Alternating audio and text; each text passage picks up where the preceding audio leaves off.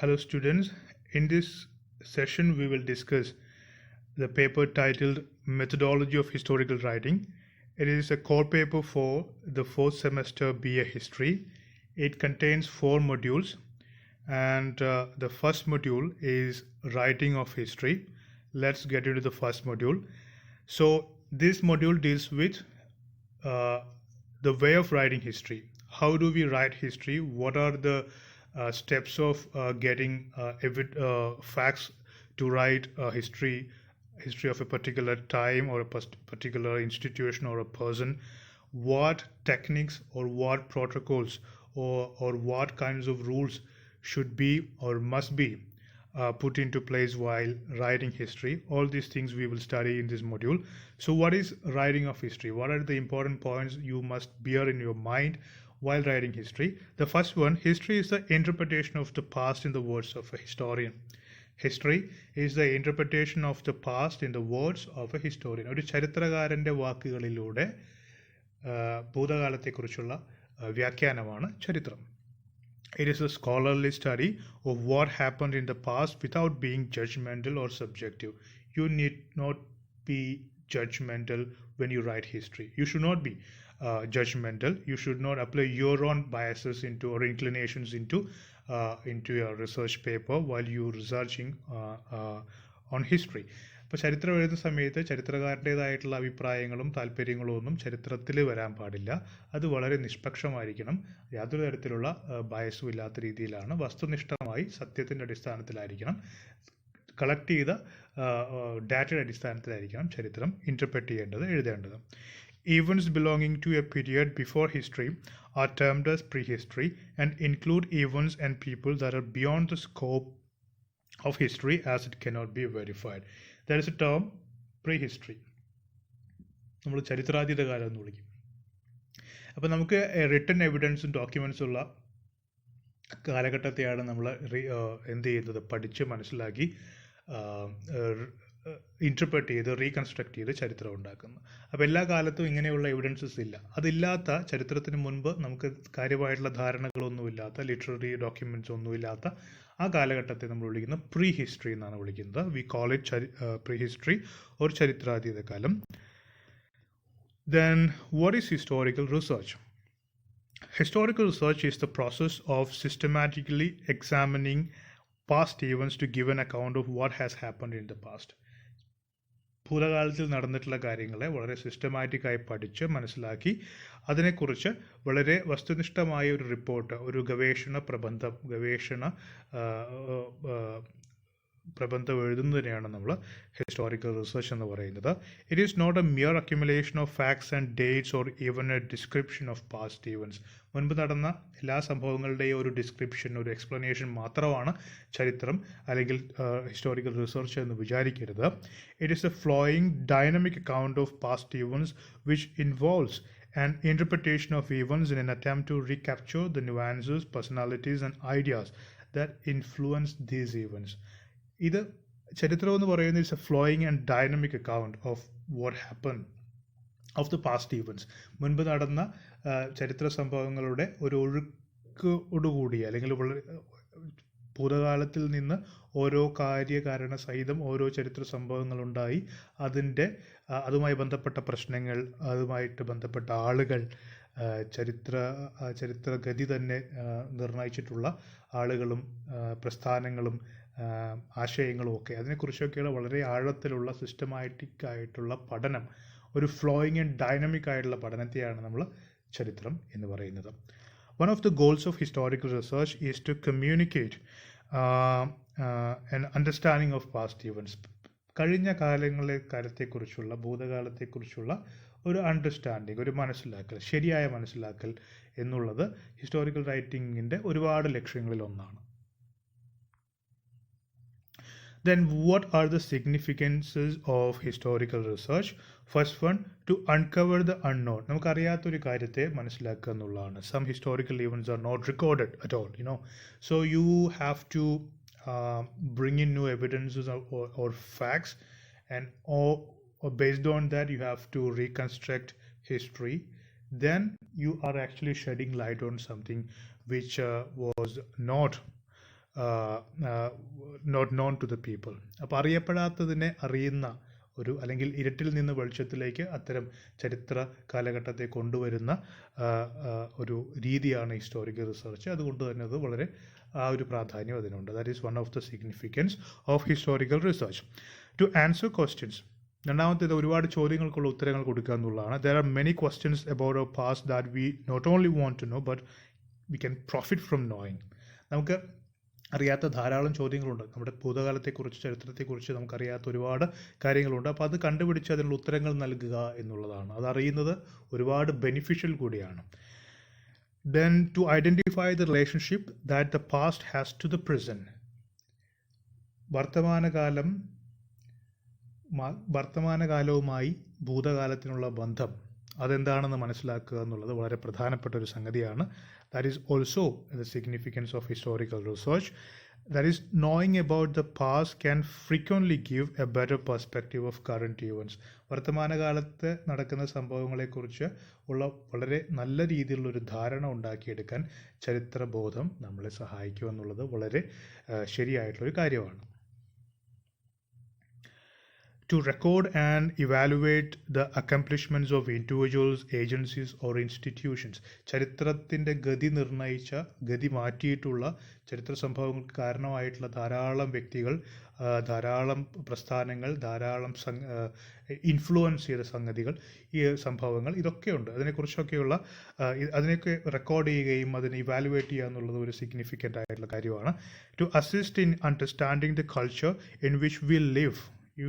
നമ്മൾ ജീവിക്കുന്ന നമ്മുടെ കൾച്ചർ, നമ്മുടെ സംസ്കാരം, അതിൻ്റെ ഭാഗമായിട്ടുള്ളതല്ല നമ്മുടെ ജീവിത രീതി, നമ്മുടെ ആചാരങ്ങൾ, നമ്മുടെ വിശ്വാസങ്ങൾ, നമ്മുടെ കല, നമ്മുടെ സാഹിത്യം, നമ്മുടെ മറ്റ്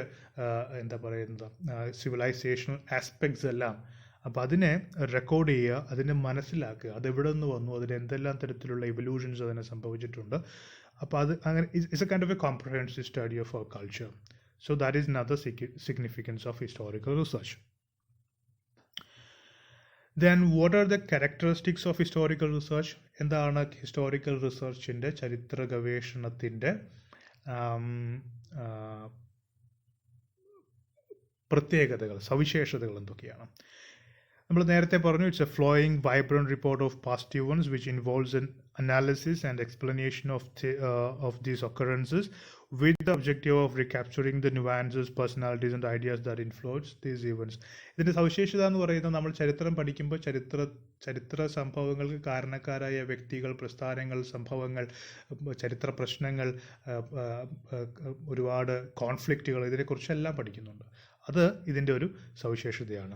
Conducting historical research involves the process of collecting and reading the research materials collected and writing the manuscript from the data collected. മറ്റെല്ലാ റിസർച്ചിനെ പോലെ തന്നെ ഒരുപാട് എവിഡൻസസ്, അതുപോലെ തന്നെ നമ്മൾ എവിഡൻസ് കളക്ട് ചെയ്യുന്നു, അത് പഠിക്കുന്നു, മാനുസ്ക്രിപ്റ്റ്സ് വായിക്കുന്നു, അതിന് ഇവാലുവേറ്റ് ചെയ്യുന്നു. അതിൻ്റെ ബേസിലാണ് നമ്മൾ ചരിത്രം എഴുതുന്നത്. റിസർച്ച് റിപ്പോർട്ട് എന്ന് പറയുന്നത്, അല്ലെങ്കിൽ ചരിത്രം എന്ന് പറയുന്നത്, ഇങ്ങനെയുള്ള എവിഡൻസുകളുടെ, തെളിവുകളുടെ, ഡാറ്റയുടെ വളരെ ലോജിക്കലായിട്ടുള്ള, സയൻറ്റിഫിക് ആയിട്ടുള്ള പഠനത്തിൻ്റെ ഫലമായിട്ടാണ് നമുക്ക് ലഭിക്കുന്നത്. It deals with the discovery of data and that already exists and does not involve creation of data using structured tools. Discovery of data, നേരത്തെ അത് മുൻപിൽ നിലനിൽക്കുന്നുണ്ട്, but we don't know about it. We are unaware of it, whether we are unaware of its existence, or we don't know whether it exists or not, or even though it exists, some people may know that it exists but might not have any idea about the intricacies of its existence. അപ്പോൾ നിലനിൽക്കുന്ന അറിവുകളെ, ഇരട്ടിൽ മറഞ്ഞിരിക്കുന്ന അറിവുകളെ വെളിച്ചത്തിലേക്ക് കൊണ്ടുവരിക എന്നുള്ളത് മറ്റൊരു ക്യാരക്ടറിസ്റ്റിക്കാണ്. It is analytical in that it uses logical induction. Analytical സ്വഭാവമാണ് റിസർച്ചിനുള്ളത്. എല്ലാ റിസർച്ചിനും അങ്ങനെ തന്നെയാണ്. അപ്പോൾ ഹിസ്റ്റോറിക്കൽ റിസർച്ച് ഇങ്ങനെയുള്ള ഡാറ്റകളെ വളരെയധികം അനലൈസ് ചെയ്യുന്നു, സയൻറ്റിഫിക് ആയിട്ട് മനസ്സിലാക്കുന്നു, ബയസും ഒന്നുമില്ലാതെ ഒബ്ജക്റ്റിവിറ്റി എന്ന് പറയുന്ന ഒരു കോൺസെപ്റ്റ് കൊണ്ടുവന്ന് വസ്തുനിഷ്ഠമായ രീതിയിൽ അതിനെ അപഗ്രഥിച്ചാണ് ചരിത്രം എഴുതുന്നത്. It has a variety of foci such as the issues, events, movements and concepts. ഒരുപാട് പോയിന്റുകൾ ഇതിനുണ്ട്, ഒരുപാട് കേന്ദ്രങ്ങളുണ്ട്. കേന്ദ്രങ്ങളെന്ന് വെച്ചാൽ ഒരുപാട് ശ്രദ്ധാകേന്ദ്രങ്ങളുണ്ട്, ശ്രദ്ധ അർപ്പിക്കേണ്ട കേന്ദ്രങ്ങളുണ്ട്, കോൺസെൻട്രേഷൻ പോയിന്റ്സ് ഉണ്ട്. അവിടെ എന്തെന്ന് വെച്ച് കഴിഞ്ഞാൽ ധാരാളം ഇഷ്യൂസ് ഉണ്ട്, സംഭവങ്ങളുണ്ട്, പ്രസ്ഥാനങ്ങൾ, മുന്നേറ്റങ്ങളുണ്ട്, ധാരാളം സങ്കല്പങ്ങളുണ്ട്. ഇപ്പോൾ നമ്മുടെ capitalism, communism, socialism, Gandhism, Nazism, fascism പോലെയുള്ള ഒരുപാട് കോൺസെപ്റ്റ്സും ആദർശങ്ങളും ഒക്കെ. അപ്പോൾ ഇതിൻ്റെയൊക്കെ എൻലൈറ്റൻമെൻറ്റിനെ കുറിച്ച് നമ്മൾ പഠിക്കുന്നു, സോഷ്യൽ റിഫോംസിനെ കുറിച്ച് പഠിക്കുന്നു, മതങ്ങളെക്കുറിച്ച്, സ്പിരിച്വാലിറ്റിയെക്കുറിച്ചൊക്കെ നമ്മൾ ഈ ചരിത്രത്തെക്കുറിച്ച് പഠിക്കുമ്പോൾ ഇതെല്ലാം അതിൻ്റെ ഭാഗമായിട്ട് വരുന്നുണ്ട്. അപ്പോൾ ഇങ്ങനെ വെറൈറ്റീസ് ആണുള്ളത്. ഒരുപാട് വൈവിധ്യമായിട്ടുള്ള പഠനങ്ങളുടെ ഒരു ആകത്തുകയാണ് ഈ നമ്മുടെ ഈ ഹിസ്റ്റോറിക്കൽ റിസർച്ച് എന്ന് പറയുന്നത്. It records and evaluates the accomplishments of individuals, agencies or institutions. നമ്മൾ നേരത്തെ പറഞ്ഞു, ഒരുപാട് ചരിത്ര പുരുഷന്മാരുടെയും ചരിത്ര പ്രസ്ഥാനങ്ങളുടെയും ഒക്കെ അക്കംപ്ലിഷ്മെൻറ്റ്സ്, അവരുടെ സംഭാവനകൾ, അവരുടെ നേട്ടങ്ങളൊക്കെ നമ്മൾ റെക്കോർഡ് ചെയ്യുന്നുണ്ട്. Then steps in historical research. എന്താണ് ഹിസ്റ്റോറിക്കൽ റിസർച്ചിൻ്റെ സ്റ്റെപ്സ് എന്നാണ് നമ്മൾ മനസ്സിലാക്കാൻ പോകുന്നത്. ഓരോ പടിപടിയായിട്ട് എങ്ങനെയാണ് ഹിസ്റ്റോറിക്കൽ റിസർച്ച് നടത്തുന്നത്. First one, you have to identify a topic or subject and define the problems or questions to be investigated. ആദ്യമായിട്ട് ചെയ്യേണ്ടത് ഗവേഷകൻ ചെയ്യേണ്ട കാര്യം ഒരു വിഷയം, ഒരു ടോപ്പിക് കണ്ടുപിടിക്കുക എന്നുള്ളതാണ്. ഒരു ടോപ്പിക് മനസ്സിലാക്കുക. Then define the problems or questions. എന്ത് ചോദ്യങ്ങളാണ് ചോദിക്കേണ്ടത്, ആ ചോദ്യങ്ങളിലൂടെ എന്ത് ഉത്തരത്തിലേക്കാണ്, ഒബ്ജക്റ്റീവ്സ് എന്താണ്, ഈ കാര്യത്തെക്കുറിച്ചുള്ള ഒരു ധാരണ ഉണ്ടാകണം. Search for sources of data. അത് കഴിഞ്ഞ് എവിടെ നിന്നൊക്കെയാണ് ഇതുമായി ബന്ധപ്പെട്ട വിവരങ്ങൾ, ഡാറ്റ കിട്ടുക. So you have to search for the sources of data. Then evaluate the historical sources. When you get the sources, you go and evaluate them logically, then analyze them, synthesize and summarize, interpreting the data information. അത് കഴിഞ്ഞ് കിട്ടിയ data authentic ആണെന്ന് തെളിഞ്ഞു കഴിഞ്ഞാൽ you have to analyze it, then synthesize it, then summarize. Synthesize ചെയ്യുക എന്ന് പറഞ്ഞാൽ you have to collect all the data. The data may be scattered in different forms. Then you have to collect them. You have to analyze them. Then നിങ്ങളത് synthesise ചെയ്ത് അത് ഒരൊറ്റ വളരെ connecting ആയിട്ടുള്ള ഒരു നറേറ്റീവിലേക്ക് അതിനെ കൊണ്ടുവരണം. That is called synthesis. Then write the research paper. അത് കഴിഞ്ഞാൽ അതെല്ലാം ഉൾക്കൊള്ളിച്ചുകൊണ്ട് ഒരു റിസർച്ച് പേപ്പർ എഴുതാം. ഇതാണ് steps in historical research. Identification of a historical problem. എങ്ങനെയാണ് ഒരു ചരിത്ര പ്രശ്നം, ഒരു ഹിസ്റ്റോറിക്കൽ പ്രോബ്ലം നമ്മൾ ഐഡൻറ്റിഫൈ ചെയ്യുന്നത്? How to identify a historical problem. ഇവിടെ according to Borg, okay, he's a scholar, in historical research it is especially important that the student carefully defines his or her problem and appraises its appropriateness before committing himself or herself too fully.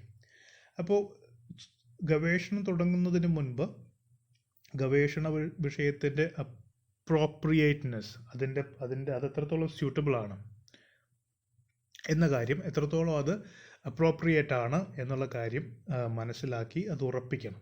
അതാണ് ബോർഗിൻ്റെ അഭിപ്രായത്തിൽ historical റിസർച്ചിലെ വളരെ പ്രധാനപ്പെട്ട important ആയിട്ടുള്ള ഒരു step, ഒരു നടപടി. 5 types of historical problems. നമ്മൾ 5 types of historical പ്രോബ്ലത്തെ കുറിച്ചാണ് ഡിസ്കസ് ചെയ്യാൻ പോകുന്നത്. First one current social issues ആണ്. അതായത് സാധാരണ ഇപ്പം നമ്മുടെ ചുറ്റും നടക്കുന്ന സാമൂഹിക വിഷയങ്ങൾ. അപ്പോൾ അതിനകത്ത് റൂറൽ എഡ്യൂക്കേഷൻ, അല്ലെങ്കിൽ ഇന്നത്തെ അൺഎംപ്ലോയ്മെൻറ്റ്, അല്ലെങ്കിൽ മറ്റ് സോഷ്യൽ ഇഷ്യൂസ്, ഇതെല്ലാം വരാം. സോ കറണ്ട് സോഷ്യൽ ഇഷ്യൂസ് ഒന്ന്. Histories of specific individuals, histories of specific educational institutions, educational movement. ഏതെങ്കിലും ഒരു പ്രത്യേക ഒരു വ്യക്തിയുടെ ചരിത്രം, അല്ലെങ്കിൽ ഒരു പ്രസ്ഥാനത്തിൻ്റെ, അല്ലെങ്കിൽ ഒരു കലാലയത്തിൻ്റെയോ, അല്ലെങ്കിൽ ഏതെങ്കിലും ഒരു പാർട്ടിയുടെയോ, ഒരു സാമൂഹിക മുന്നേറ്റത്തിൻ്റെയോ പോരാട്ടത്തിൻ്റെയോ ഒരു ചരിത്രം. ആ ചരിത്രം, അങ്ങനെ ഒരു സംഭവത്തെക്കുറിച്ച് മനസ്സിലാക്കാനുള്ള താല്പര്യത്തിൻ്റെ പുറത്താണ് അങ്ങനെയുള്ള വിഷയങ്ങളൊക്കെ ഗവേഷണത്തിനെടുക്കുന്നത്. The simple because these studies are often conducted with the simple desire to acquire knowledge about previously unexamined phenomena. മുൻപ് കാര്യമായിട്ട് ശ്രദ്ധിക്കാതെ, ഗവേഷണമൊന്നും ചെയ്യാതെ, അറിവ് ഒന്നും ഇല്ലാത്ത ഒരു കാര്യത്തെക്കുറിച്ച് മനസ്സിലാക്കാനുള്ള താല്പര്യം കൊണ്ടാണ് ഇത്തരത്തിലുള്ള ഒരു വ്യക്തിയെക്കുറിച്ചോ, പ്രസ്ഥാനത്തെക്കുറിച്ചോ, മുന്നേറ്റത്തെക്കുറിച്ചോ, സ്ഥാപനങ്ങളെക്കുറിച്ചോ ഒക്കെയുള്ള ചരിത്ര ഗവേഷണം നടത്തുന്നത്. അടുത്തത് a historical study of interpreting ideas or events that previously had seemed unrelated. ഇനി മറ്റൊന്ന്, ചരിത്രത്തിൽ പരസ്പരം ബന്ധമുള്ളതായിട്ട് നമുക്ക് തോന്നാത്ത രണ്ട് വ്യത്യസ്ത സംഭവങ്ങൾ.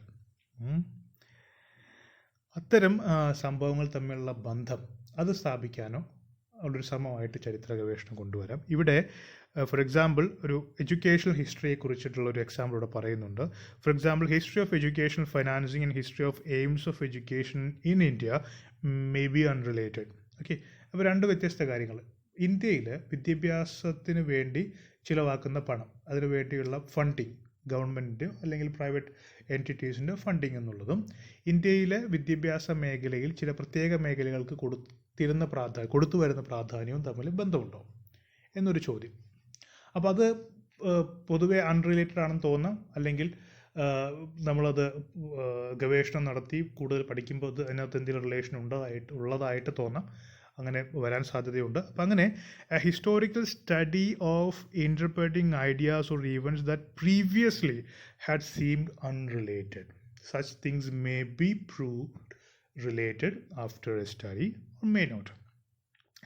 So that is another historical problem. A historical study aimed at synthesizing old data or merge them with new historical facts discovered by the researcher. നേരത്തെ ഒരു പുതിയ ഗവേഷണം നടത്തുന്ന സമയത്ത് മുൻപ് നിലനിന്നിരുന്ന പല ഗവേഷണ വിവരങ്ങളും റിസൾട്ടുകളും ചിലപ്പോൾ മാറിപ്പോകാൻ സാധ്യതയുണ്ട്. അല്ലെങ്കിൽ നേരത്തെ നിലനിൽക്കുന്ന അറിവിലേക്ക് ചരിത്രത്തെക്കുറിച്ചുള്ള അറിവിലേക്ക് എക്സ്ട്രാ എന്തെങ്കിലും ആഡ് ചെയ്യാൻ ഒരുപക്ഷെ പുതിയ ഗവേഷണം കൊണ്ട് സാധിക്കും. അപ്പോൾ അതൊരു പ്രോബ്ലമാണ്. എന്തെങ്കിലും പുതുതായിട്ട് അതിനകത്ത് അഡീഷൻ കൊണ്ടുവരാൻ പറ്റുമെങ്കിൽ that's A problem. Then A person can embark on doing something which may or can add something new to the old information that is available about history. Then the fifth one, a historical inquiry involving reinterpretation of past events that have been studied by other historical researchers. This is known as the revisionist history. ഇനി മറ്റൊരു historical problem തിരഞ്ഞെടുക്കാൻ സാധിക്കുന്നത് പലപ്പോഴും മുൻപ് ചരിത്ര പഠനം നടത്തി ഗവേഷണം നടത്തി മനസ്സിലാക്കിയിട്ടുള്ള ഒരു കാര്യം, അതൊരു സംഭവത്തെക്കുറിച്ചോ ഒരു വ്യക്തിയെക്കുറിച്ചോ ഒരു പ്രസ്ഥാനത്തെക്കുറിച്ചോ ആണെന്ന് വിചാരിക്കുക. അത് അങ്ങനെയല്ല, അതിൽ എന്തെങ്കിലും തിരുത്തലുകൾ കൊണ്ടുവരാവുന്ന രീതിയിൽ ഗവേഷണം നടത്താവുന്നതാണ്. ഇങ്ങനെ ഗവേഷണം നടത്തി വരുന്ന ചരിത്രത്തെയാണ് നമ്മൾ റിവിഷനിസ്റ്റ് ഹിസ്റ്ററി എന്ന് പറയുന്നത്. ഇത്രയാണ് 5 types of historical problems. Then 4 questions to be asked by Louis Gottschalk. Louis ഗോട്ട്സ്ചാക്കിൻ്റെ 4 ചോദ്യങ്ങളാണ് ഒരു ഗവേഷകൻ ചോദിക്കേണ്ട 4 ചോദ്യങ്ങൾ. ഏതൊക്കെയാണ്? Where do the events take place? പഠിക്കുന്ന സമയത്ത്, ഗവേഷണം ചെയ്യുന്ന സമയത്ത് ആ ടോപ്പിക്, ആ സംഭവം അതെവിടെയാണ് സംഭവിച്ചത്, ഏത് ഭാഗത്താണ്, ഏത് പ്രദേശത്താണ്. Who are the persons involve? ആരൊക്കെയാണ് അതിൽ അതിൽ ഇൻവോൾവ് ആയിട്ടുള്ള ആളുകൾ. When do the events occur? എപ്പോഴുണ്ടായി? വർഷം, സമയം അല്ലെങ്കിൽ കാലഘട്ടം, ദിവസമോ പറ്റുമെങ്കിൽ അതെല്ലാം. What kinds of human activities are involve? ഏത് തരത്തിലുള്ള ഹ്യൂമൻ ആക്ടിവിറ്റിയാണ് അവിടെ നടന്നത്? എന്ത് രീതിയിലുള്ള പ്രവർത്തനമാണ് ആ സംഭവമായിട്ടുണ്ടായത്? അതെന്തെങ്കിലും ഒത്തുകൂടലായിരുന്നോ, അത് യുദ്ധമായിരുന്നോ, കലാപമായിരുന്നോ, മറ്റെന്തെങ്കിലും രീതിയിലുള്ള സമ്മേളനമായിരുന്നോ, ഇത്തരം കാര്യങ്ങളൊക്കെ, പലായനമായിരുന്നോ, മൈഗ്രേഷൻ ആയിരുന്നോ, ഇത്തരം കാര്യങ്ങളൊക്കെ ഈ ചോദ്യത്തിൽ ഉൾപ്പെടണം. These are the 4 questions to be asked. Then sources of history. ചരിത്ര ഗവേഷണത്തിൽ നമ്മളെ സഹായിക്കുന്ന സോഴ്സസ് ഏതൊക്കെയാണ്? ആ സോഴ്സസിൻ്റെ പ്രത്യേകത എന്തൊക്കെയാണ്? ഇതാണ് നമ്മൾ പഠിക്കാൻ പോകുന്നത്. All the material which has a direct bearing or can be of any assistance in constructing the history of a particular period is called a historical fact or source or are called historical facts or sources. അപ്പോൾ നമ്മുടെ ചരിത്ര ഗവേഷണത്തിൽ നമ്മളെ സഹായിക്കാൻ ഉതകുന്ന രീതിയിലുള്ള എന്ത് മെറ്റീരിയലിനെയും we can call them sources. The historical sources can be of 2 types, primary and secondary. ഈ സോഴ്സസിന് 2ആയി തരംതിരിച്ചിരിക്കുന്നു, primary sources and secondary sources. So what are the primary sources? Primary sources are immediate first-hand account of a topic from people who had a direct connection with it. It is the work of the historian to convert the scattered, difficult primary evidences into coherent, intelligible secondary sources. ഒരു സംഭവവുമായി അടുത്ത് ബന്ധപ്പെട്ടിട്ടുള്ള ആ സംഭവം നടക്കുന്ന സമയത്ത് അതിൽ involve ആയിട്ടുള്ള അല്ലെങ്കിൽ അവിടെ ഹാജരായിരുന്ന അവിടെ പ്രസൻ്റ് ആയിരുന്ന ഒരാളുടെ അക്കൗണ്ട് അയാൾ പറയുന്നത് അയാളുടെ വിവരണം എന്താണ്? That's A primary source. അതൊരു പ്രൈമറി സോഴ്സാണ്. Primary sources are immediate first hand accounts of A topic from people who had A direct connection with. അപ്പോൾ ആ സംഭവം നടക്കുന്ന സമയത്ത് അവിടെയുള്ള ഒരാളാണ്, അയാൾ അത് കാണുന്നു. ദൃക്സാക്ഷി വിവരണം എന്നൊക്കെ വേണമെങ്കിൽ പറയാം. അത് അല്ലെങ്കിൽ അയാളുടെ അക്കൗണ്ട്, അയാൾ പറയുന്നത്, അയാൾ മനസ്സിലാക്കുന്നത്, അയാൾ കാണുന്നത്, അത് ഒരു പ്രൈമറി സോഴ്സാണ്. സെക്കൻഡറി സോഴ്സസ് എന്ന് പറഞ്ഞാൽ the secondary source is the evidence of someone who was not present at the time of occurrence of the event, for example books written by the historians. ആ സംഭവം നടക്കുന്ന സമയത്ത് അവിടെ ഇല്ലാത്തൊരാൾ ആ സംഭവത്തെക്കുറിച്ച് പറയുന്നത് അയാളുടെ വിവരണം എന്ന് പറയുന്ന സെക്കൻഡറി സോഴ്സ് ആയിട്ടേ കാണാൻ പറ്റുള്ളൂ. ഫോർ എക്സാമ്പിൾ, ഒരു 400 വർഷം മുൻപ് നടന്നൊരു കാര്യത്തെക്കുറിച്ച് ഇന്ന് ജീവിച്ചിരിക്കുന്ന ഒരാൾ, ഒരു ചരിത്രകാരൻ എഴുതുകയാണെന്ന് വിചാരിക്കും, പഠിച്ച് എഴുതുകയാണെന്ന് വിചാരിക്കും. അത് സെക്കൻഡറി സോഴ്സാണ്. അയാൾ എഴുതിയ പുസ്തകം, ആ ടെക്സ്റ്റ് ബുക്കോ അല്ലെങ്കിൽ ആ പുസ്തകമോ a worker is a secondary source. It cannot be treated as a primary source because he was not present at the time of action. The secondary source is also of great historical importance to the historians, although secondary source is itself dependent on primary sources. അപ്പോൾ secondary source തന്നെ ഒരിക്കലും നമുക്ക് primary സോഴ്സിന് കൊടുക്കുന്ന അത്രയും പ്രാധാന്യം കൊടുക്കാൻ പറ്റില്ല. Even though it is important as far as a historian is concern or research scholar is concern, secondary source actually brings something useful to him or her. പക്ഷേ നമുക്ക് എന്ത് ചെയ്യാൻ പറ്റില്ല, it could not be equated with primary source. Classification of primary sources. Primary സോഴ്സിന് നമുക്ക് ഏതൊക്കെ രീതിയിലുള്ള primary sources നമുക്ക് കിട്ടാറുണ്ടെന്ന് നോക്കാം. ഒന്ന് കണ്ടംപററി റെക്കോർഡ്സ്, സമകാലീന സമയത്തുള്ള എന്തെങ്കിലും റെക്കോർഡ്സ്, കോൺഫിഡൻഷ്യൽ റിപ്പോർട്ട്സ്, അതുപോലെ തന്നെ public reports, government documents, public opinion, folklores and proverbs. Even proverbs are primary sources. Secondary sources നോക്കാം. They include data which are not original അല്ലാത്ത ഒരു സെക്കൻഡ് ഹാൻഡ് അക്കൗണ്ടിനെയൊക്കെ നമ്മൾ എന്ത് വിളിക്കുന്നു? സെക്കൻഡറി സോഴ്സ് എന്ന് വിളിക്കുന്നു. Examples of secondary sources include textbooks, biographies, encyclopedia, reference books, replica of art objects and paintings and so on. അപ്പോൾ secondary സോഴ്സിൻ്റെ ഉദാഹരണങ്ങൾ ഒന്ന് ടെക്സ്റ്റ് ബുക്കുകൾ സെക്കൻഡറി സോഴ്സസ് ആണ്, ബയോഗ്രഫീസും എൻസൈക്ലോപീഡിയ, റെഫറൻസ് ബുക്കുകൾ സെക്കൻഡറി സോഴ്സ് ആണ്, റെപ്ലിക്ക ഓഫ് ആർട്ട് ഒബ്ജക്ട്സ്, ഏതെങ്കിലും ഒരു ശില്പത്തിൻ്റെയോ മറ്റൊക്കെ അതുപോലെയുള്ള രൂപം, അതിൻ്റെ മറ്റൊരു കോപ്പി ആണെങ്കിൽ നമുക്ക് അത് തന്നെയാണെന്ന് മനസ്സിലാക്കാം. ഫോർ എക്സാമ്പിൾ, ഇപ്പോൾ നമ്മളിപ്പോൾ എന്താണ് ഏതെങ്കിലും വളരെ ഫേമസ് ആയിട്ടുള്ള ഒരു ഹിസ്റ്റോറിക്കൽ മോണ്യുമെൻ്റ് ഒരു കോപ്പി നമുക്ക് കിട്ടുന്നു, അതേപോലെ ഒരു റെപ്ലിക്ക. ആ റെപ്ലിക്ക ആണെങ്കിൽ നമുക്കറിയാം ഇത് അതിൻ്റെ റെപ്ലിക്കയാണ്, but that is not the primary source. It is a secondary source. It is possible that secondary sources contain errors due to passing of information from one source to another. Secondary sourceൽ ഉണ്ടാകുന്ന മറ്റൊരു പ്രശ്നം, primary സോഴ്സിൽ നിന്ന് പലപ്പോഴും secondary source ആയിട്ട് മാറുന്നു. 1, 2, 3 തവണ അത് മാറി വരുന്ന സമയത്ത് there is a chance of some errors getting into it. അതിനകത്തേക്ക് ഒരുപാട് തെറ്റുകൾ കടന്നു കയറാനുള്ള സാധ്യത വളരെ കൂടുതലാണ്. ഇനി ancillary disciplines or auxiliary disciplines എന്ന് നോക്കാം. Ancillary or auxiliary sciences or disciplines of history are scholarly disciplines which help evaluate and use historical sources and are seen as auxiliary for historical research. ചരിത്ര ഗവേഷണത്തെ സഹായിക്കുന്ന മറ്റ് വിഷയങ്ങളെയാണ്, പഠനശാഖകളെയാണ് നമ്മൾ auxiliary disciplines എന്നോ അല്ലെങ്കിൽ ancillary സഹായകമായിട്ടുള്ളത് എന്ന് വിളിക്കുന്നത്. അപ്പോൾ അതിൽ ഏതൊക്കെയാണ്? ഫസ്റ്റ് വൺ ഈസ് ആർക്കിയോളജി, പുരാവസ്തു ശാസ്ത്രമാണ്. Archaeology is the study of ancient and historic sites and artefacts. It is the study of human activity through the recovery and analysis of material culture. The archaeological record consist of artefacts, architecture, biofacts or ecofacts, and cultural landscapes. Archaeology can be considered both a social science and a branch of the humanities. അപ്പോൾ archaeology നമുക്കറിയാം, ancient സൈറ്റ്സും ആർട്ടിഫാക്ട്സും അതിൻ്റെയൊക്കെ പഠനത്തെയാണ് നമ്മൾ archaeology എന്ന് പറയുന്നത്. ആർക്കിയോളജിയിൽ നമ്മൾ അതിൻ്റെ പഴക്കം നിർണ്ണയിക്കുന്നു. ഇത്തരം കാര്യങ്ങളൊക്കെ നമ്മൾ ആർക്കിയോളജിയിലാണ് ചെയ്യുന്നത്. ആർക്കിയോളജി ഒരു സയൻറ്റിഫിക് ബേസ്ഡ് ആയിട്ടുള്ള ഒരു സ്റ്റഡി, ബ്രാഞ്ച് ഓഫ് സ്റ്റഡിയാണ്. ഇനി ആർക്കിയോളജിയിൽ നമുക്ക് കിട്ടുന്ന സോഴ്സസ് ആർട്ടിഫാക്ട്സ് ആയിരിക്കാം, ധാരാളം പുരാവസ്തുക്കൾ, ആർക്കിടെക്ചർ, പഴയ ബിൽഡിങ്സ്, അവിടുത്തെ നിർമ്മാണ രീതികൾ, ബയോഫാക്സും എക്കോഫാക്സും. എന്തായിരിക്കും ബയോഫാക്സ്? ജീവനുള്ള ഏതെങ്കിലും ജീവിയുടെയൊക്കെ അവശിഷ്ടങ്ങളാണ് നമ്മൾ ബയോഫാക്സ് എന്ന് നമ്മൾ പറയുന്നത്, മൃഗങ്ങളുടെയോ മനുഷ്യരുടെയോ ഒക്കെ. എക്കോഫാക്സ് എന്ന് പറഞ്ഞാൽ ചെടികൾ അല്ലെങ്കിൽ ധാന്യങ്ങൾ ഇങ്ങനെയുള്ളതൊക്കെ, ഇതിൻ്റെയൊക്കെ അവശിഷ്ടങ്ങൾ നമുക്ക് പല ആർക്കിയോളജിക്കൽ സൈറ്റ്സിൽ നിന്ന് കിട്ടാറുണ്ട്. അതിനെ നമ്മൾ എക്കോഫാക്സ് എന്ന് വിളിക്കും. കൾച്ചറൽ ലാൻഡ്സ്കേപ്സ്, സംസ്കാരവുമായി ബന്ധപ്പെട്ട പ്രത്യേകതകൾ, ഇതൊക്കെ എന്താണ്? ആർക്കിയോളജിയുടെ മെറ്റീരിയൽസ് ആണ്. ഇതൊക്കെയാണ് ആർക്കിയോളജി പ്രൊവൈഡ് ചെയ്യുന്നത്. അപ്പോൾ ആർക്കിയോളജി ഒരു ആൻസിലറി അല്ലെങ്കിൽ ഓക്സിലറി, സഹായിക്കുന്ന, ചരിത്ര ഗവേഷണത്തെ സഹായിക്കുന്ന ഒരു പഠന ശാഖയാണ്. Next one is epigraphy. Epigraphy is the study of inscriptions or epigraphs as writing. ലിഖിതങ്ങളെക്കുറിച്ചുള്ള, ഇൻസ്ക്രിപ്ഷൻസിനെ കുറിച്ചുള്ള പഠനത്തെയാണ് നമ്മൾ എപ്പിഗ്രാഫി എന്ന് പറയുന്നത്. It is the science of identifying graphemes. Graphemes എന്ന് പറഞ്ഞാൽ അർത്ഥമുള്ള, മീനിങ്ഫുൾ ആയിട്ടുള്ള ഏറ്റവും ചെറിയ വാക്കിനെയാണ്, വേർഡിനെയാണ് നമ്മൾ, യൂണിറ്റ് ഓഫ് വേർഡിനെയാണ് നമ്മൾ ഗ്രാഫീംസ് എന്ന് പറയുന്നത്.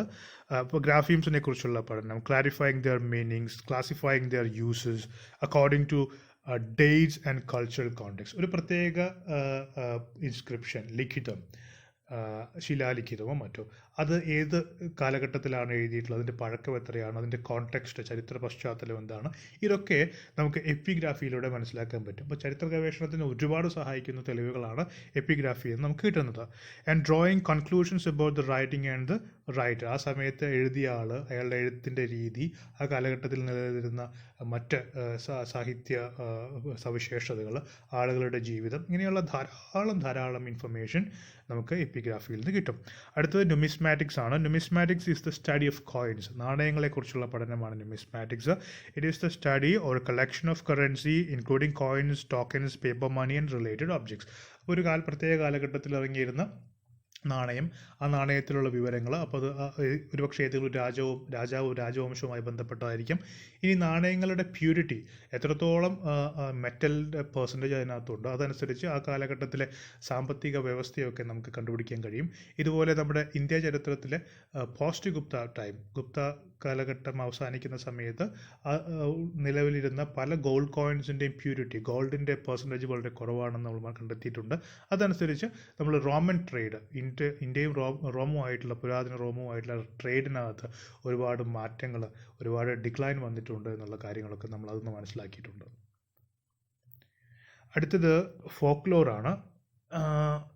Folklore can be described as traditional art, literature, knowledge and practices that are passed on in large part through oral communication. Example. അപ്പോൾ ഈ നാടൻ പാട്ടുകൾ, അതുപോലെ തന്നെ കലകൾ, സാഹിത്യം, അറിവുകൾ, അതായത് ഈ പച്ചമരുന്നുകളെക്കുറിച്ച്, നാട്ടുവൈദ്യം അല്ലെങ്കിൽ ആചാരങ്ങൾ, ഇത്തരം അറിവുകളൊക്കെ ഒരു തലമുറയിൽ നിന്ന് അടുത്ത തലമുറയിലേക്ക് വാമൊഴിയായി കൈമാറ്റം ചെയ്യപ്പെടുന്നതൊക്കെ ഫോക്ലോറിൻ്റെ ഭാഗമായിട്ടാണ് വരുന്നത്. The information thus transmitted expresses the shared ideas and values of a particular group.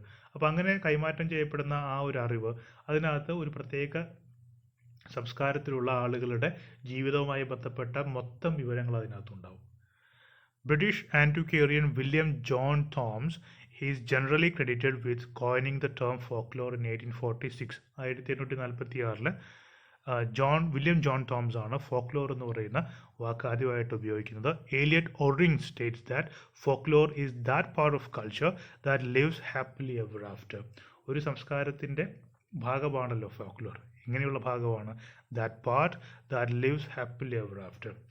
അതായത് ഇങ്ങനെ ഇടതടവില്ലാതെ ഒഴുകിക്കൊണ്ടിരിക്കുന്ന സംസ്കാരത്തിൻ്റെ ഒരു ഭാഗമാണ്. കാരണം തലമുറകളിൽ നിന്നും തലമുറകളിലേക്ക് ഇടതടവില്ലാതെ, തടസ്സങ്ങളൊന്നുമില്ലാതെ വാമൊഴി രൂപത്തിൽ കൈമാറ്റം ചെയ്യപ്പെടുന്നതുകൊണ്ടാണ് അദ്ദേഹം അതിനെ that part of culture that lives happily ever after എന്ന് വിളിച്ചത്.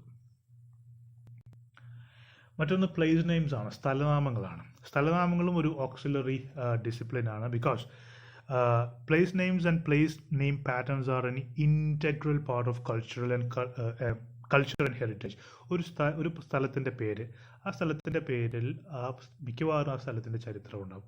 പണ്ട് നടന്നൊരു സംഭവമോ അല്ലെങ്കിൽ അവിടുത്തെ ഏതെങ്കിലും വ്യക്തികളോ ചരിത്ര സംഭവമോ എന്തെങ്കിലുമൊക്കെ, അല്ലെങ്കിൽ അവിടുത്തെ ഒരു പ്രത്യേക ഭൂപ്രകൃതി, അവിടെയുള്ളൊരു മരം, അല്ലെങ്കിൽ അവിടെ കൂടുതൽ കാണപ്പെടുന്ന ചില വൃക്ഷങ്ങൾ, ചില ഫലങ്ങൾ, ചില വിളകൾ, അല്ലെങ്കിൽ ചില മൃഗങ്ങൾ, ഇതിൻ്റെയൊക്കെ പേരിൽ സ്ഥലങ്ങൾക്ക് പേര് കിട്ടും. അപ്പോൾ അതുകൊണ്ട് സ്ഥലനാമങ്ങളുടെ പുറകിൽ ധാരാളം ചരിത്രമുണ്ട്. Toponymy is the study of place names. സ്ഥലനാമങ്ങളെക്കുറിച്ചുള്ള പഠനത്തെയാണ് നമ്മൾ ടോപ്പോണിമി എന്ന് വിളിക്കുന്നത്. അടുത്ത ലിറ്ററേച്ചറാണ്. Literature consists of written productions often restricted to those deemed to have artistic or intellectual value. അപ്പോൾ ലിറ്ററേച്ചർ ഒരു സംസ്കാരത്തിലുണ്ടെങ്കിൽ അതിൻ്റെ ഒരു ഡിഗ്രി ഓഫ്, അതിൻ്റെ ഒരു ക്വാളിറ്റി, അതനുസരിച്ച് നമുക്ക് ആ സമയത്ത് ജീവിച്ചിരുന്ന ആളുകളുടെ ഇൻ്റലക്ച്വൽ ബ്രില്യൻസിനെ കുറിച്ച് മനസ്സിലാക്കാൻ പറ്റും. അപ്പോൾ അത്രയും ഹൈലി ഡെവലപ്ഡ് ആയിട്ടുള്ള, ആർട്ടിസ്റ്റിക്കലി ആൻഡ് എന്താ പറയുക, ഇൻ്റലക്ച്വലി ഡെവലപ്ഡ് ആയിട്ടൊരു സൊസൈറ്റിയാണ് ഏറ്റവും നല്ല ലിറ്ററേച്ചർ പ്രൊഡ്യൂസ് ചെയ്യുന്നത്. So literature gives a lot of information about the history of that particular civilization or culture. മറ്റൊന്ന് ആർക്കൈവൽ സ്റ്റഡീസ് ആണ്. പുരാവസ്തു, പഴയ എന്താ പറയുന്ന ഡോക്യുമെൻറ്റ്സും മറ്റെല്ലാം സൂക്ഷിച്ച് വയ്ക്കുന്ന രീതിയാണ് നമ്മൾ ആർക്കൈവ്സ് എന്ന് വിളിക്കുന്നത്. ആ സ്ഥലമാണ് ആർക്കൈവ്സ്. അത് വളരെ സയൻറ്റിഫിക് ആയിട്ടാണ് ചെയ്യുന്നത്. അതിനാണ് നമ്മൾ ആർക്കൈവൽ സ്റ്റഡീസ് എന്ന് പറയുന്നത്. Archival science or archival studies is the study and theory of building and curating archives. അതായത് നമ്മളിങ്ങനെ ആർക്കൈവ്സ് ഉണ്ടാക്കുന്നതും അത് മെയിൻറ്റെയിൻ ചെയ്യുന്നതും, സയൻറ്റിഫിക് ആയിട്ട് മെയിൻറ്റെയിൻ ചെയ്യുന്നതുമാണ് ആർക്കൈവൽ സ്റ്റഡീസിലുള്ളത്. Which are collections of recordings and data storage devices. Okay, ഇങ്ങനെയുള്ള ധാരാളം റെക്കോർഡിങ്സ്, അത് പല രൂപത്തിലാകും. താളിയോല ഗ്രന്ഥങ്ങൾ തൊട്ട് ഇന്നത്തെ ഡിജിറ്റൽ ആർക്കൈവ്സ് വരെ നമുക്കുണ്ട്. അപ്പോൾ അതിലെല്ലാം ധാരാളം ചരിത്രമുണ്ട്. ഇത്തരം ആർക്കൈവ്സ് നമുക്ക് ചരിത്ര ഗവേഷണ സമയത്ത് ധാരാളം, വളരെ ഉയർന്ന രീതിയിൽ നമ്മളെ സഹായിക്കും. അടുത്തത് ഹൈപ്പോത്തിസിസ് ആണ്. ഈ റിസർച്ചുമായി ബന്ധപ്പെട്ട് നമ്മൾ ആദ്യം ഒരു ഹൈപ്പോത്തിസിസ് ഉണ്ടാക്കണം. എന്താണ് ഒരു hypothesis? A hypothesis is A description of A pattern in nature or an explanation about some real world phenomena that can be tested through observation and experimentation. അത് വളരെ ഇമ്പോർട്ടൻ്റ് ആണ്. Can be tested through observation and experimentation. Observation എന്ന് വെച്ചാൽ നിരീക്ഷണം, experimentation പരീക്ഷണം. അപ്പോൾ നിരീക്ഷണത്തിലൂടെയും പരീക്ഷണത്തിലൂടെയും നമുക്ക് test ചെയ്യാവുന്ന, ശരിയാണെന്നും തെറ്റാണെന്നും മനസ്സിലാക്കാവുന്ന ഒരു സ്റ്റേറ്റ്മെൻറ്റ്, ഒരു വീക്ഷണം. അപ്പോൾ ഒരു വീക്ഷണം, ഒരു കാര്യം പറഞ്ഞു വയ്ക്കുന്നു, അതാണ് ഹൈപ്പോത്തിസിസ്. അത് നമുക്ക് എന്ത് ചെയ്യാം? ടെസ്റ്റ് ചെയ്യാം, നമുക്ക് അനലൈസ് ചെയ്യാം. നമുക്ക് സർവേയിലൂടെയോ ഗവേഷണത്തിലൂടെയോ നമുക്ക് നിരീക്ഷണത്തിലൂടെയും പരീക്ഷണത്തിലൂടെയും നമുക്ക് ശരിയാണെന്നും തെറ്റാണെന്നും, ശരിയാണോ അല്ലെങ്കിൽ തെറ്റാണോ എന്നുള്ള കാര്യം കണ്ടുപിടിക്കാൻ പറ്റുന്ന ആ ഒരു എന്താ പറയുന്ന ഡിസ്ക്രിപ്ഷൻ അല്ലെങ്കിൽ ആ ഒരു സ്റ്റേറ്റ്മെൻറ്റിനെയാണ് നമ്മൾ ഹൈപ്പോത്തിസിസ് എന്ന് പറയുന്നത്. ഇനി ഡ്രാഫ്റ്റിംഗ് ഓഫ് സിനോപ്സിസ്. ഒരു സിനോപ്സിസ് ഉണ്ടാക്കുന്നത് എങ്ങനെയാണെന്ന് നോക്കാം. അപ്പോൾ എന്താണ് synopsis?